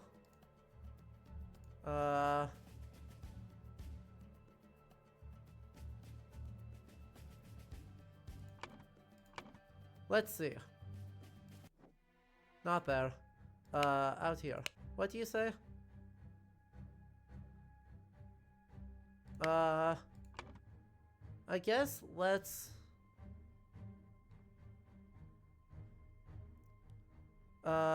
swap these. Let's go. Peter Batley went to the manor to... Nope. Okay.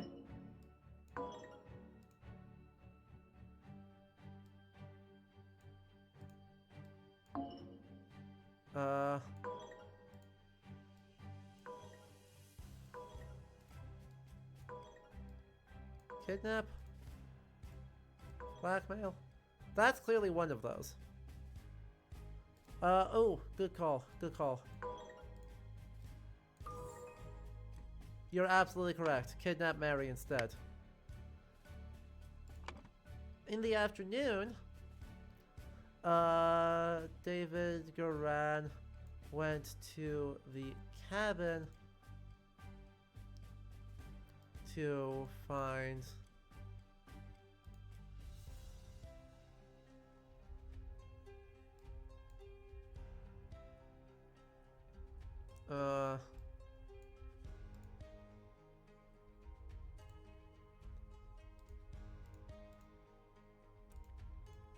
nope.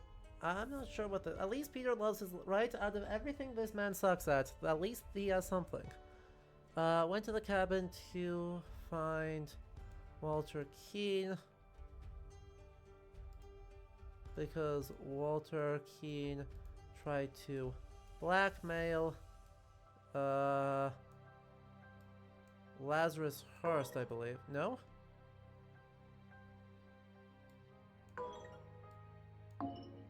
Okay. So let's reset that. Try to blackmail... Where'd Lazarus go? Lazarus Hurst to get back his lost...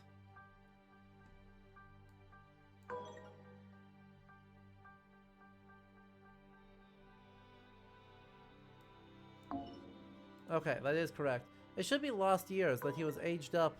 He's just made old, right? David Grant went to the, I guess let's say to kill. Yeah, to kill.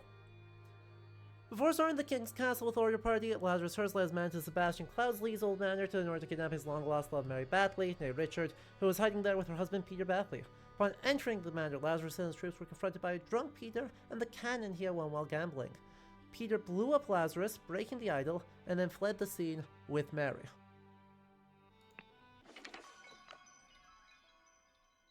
Down with the fur. Hey, weren't you with the Order Party? Oh, no. I was never part of that ghastly organization. Look, I can take this gilded brass trinket for scrap metal. You can have 3 soul for it and call yourself lucky.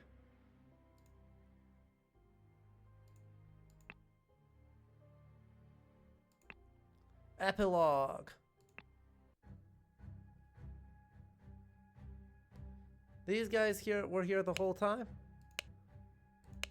Donate to a veteran who lost his leg in the noble defense of his own land. Half-empty bottle of gin. The man is not breathing. Witness the power of the idols in my hands and swear loyalty to Lazarus Hearst. We will build the ideal society. Uh-huh. The Brotherhood of Masks. Only one thing is worse than imbeciles. Imbeciles with power. The rich and noble have a social club with mystical rituals and other hogwash, and are so stupid that they did not realize when they had some truly miraculous technology in their hands. However, they are influential and persistent and have already caused a great deal of harm to me and my goals. Walter Keene has told me more about their organization and practices. If he tells the truth, then they are truly devoted to their religious entity of Griffin Reborn. I gave him some powerful allies for my next move. Order Party Manifesto. All citizens are equal. All citizens must serve society to the full extent of their abilities. Citizens must be evaluated according to how virtuous they are. For a society with internal contradictions is unsustainable, therefore it must be led by the most virtuous citizen. The king should step down, the aristocracy— oh, sorry. It is the Marxist revolution, but more fascist. The virtuous citizens are better able to serve society, therefore virtuous citizens deserve to gain more time on this earth, and bad citizens deserve to be lost to time. This is unbelievable. My pure Mary is joined in matrimony with that clown Peter Batley. She must have done it out of grief for my death. Such a hasty decision goes against every principle of virtue. Therefore, I will consider the marriage null and void. She will come to me when she learns I still live, but for now my duties in service of humanity take precedence. Society must be built on the principles of virtue, only thus can it become truly great. Look at the Lemurians. Thousands of years ago they had an empire on the banks of 7 seas. Their ancient technology continues to baffle modern science, but they became inert and decadent and forgot how to build and operate their machines. Their empire crumbled because it was built on pleasure-seeking, not virtue. It is by divine providence that I got my hands on an ancient Lemurian artifact, the Golden Idol. I will use its powers to set humanity on the right path by building the ideal state. I swear, yes, with these powers I will do whatever is necessary. The Lundenburg chapter. James Turner, Angus McBain, Alistair Cock, Walter Keene, Geoffrey Sinclair, Sebastian Cloudesley, deceased. Chester Davy, Nicholas Maker, Willard Wright, deceased. I thank you for dealing with all the challenges related to my death, and for keeping an eye on a new ally. I do feel I've impressed him not only with the Golden Idol, but also with my vision of the ideal society. Come to our hideout on November 24th. We are ready for the next step. Right. Sebastian Cloudesley left the idol to the Brotherhood in the will, but then David Garan, on Edmund Cloudesley's orders, stole the idol and accidentally stabbed Willard Wright. The Brotherhood tasked Walter Keene to punish I'm going to assume Edmund Cloudesley. Edmund Cloudesley, and recover the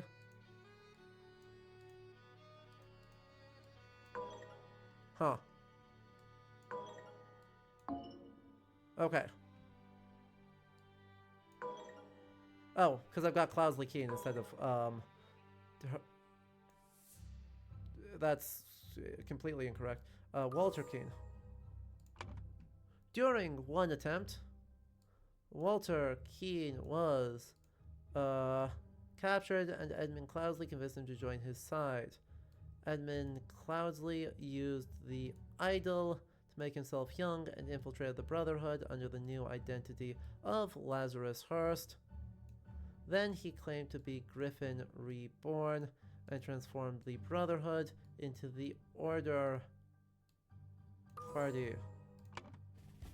Brotherhood Masters James Turner and Alistair Cock helped Edmund Cloudesley.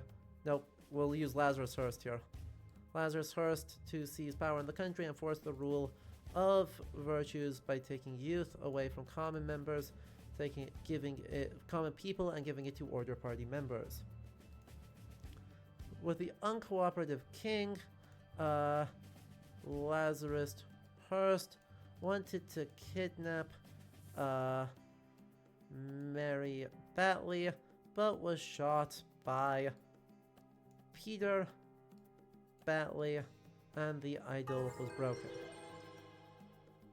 Edmund really faked his death and then called himself both Lazarus and Griffin Reborn, because this man has all of the subtleties of a buffoon. And there we go. One nice, quick, clean, pretty 3-hour case of the Golden Idol. I loved it. I had a grand old time.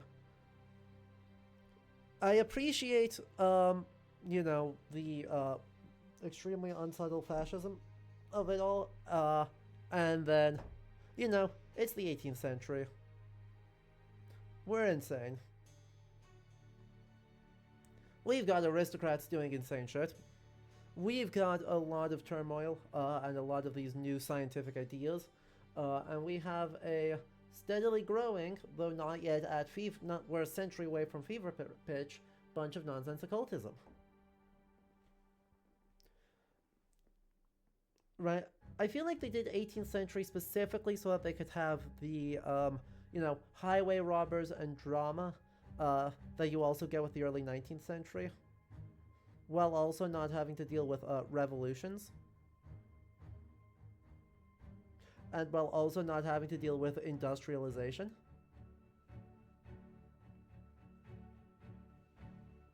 Right, so you get... Because, right, historically, right, the fever pitch of occultism is the late 1800s. Industrialization spurs occultism.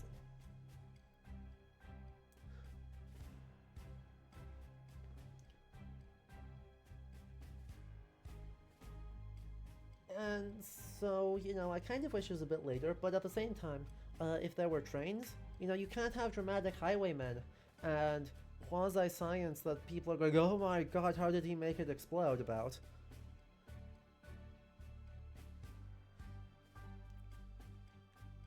And the aesthetics are just too familiar, right? 19th century aesthetics are too familiar, 18th century aesthetics still get to be like super scrunchy and weird. And that's pretty cool.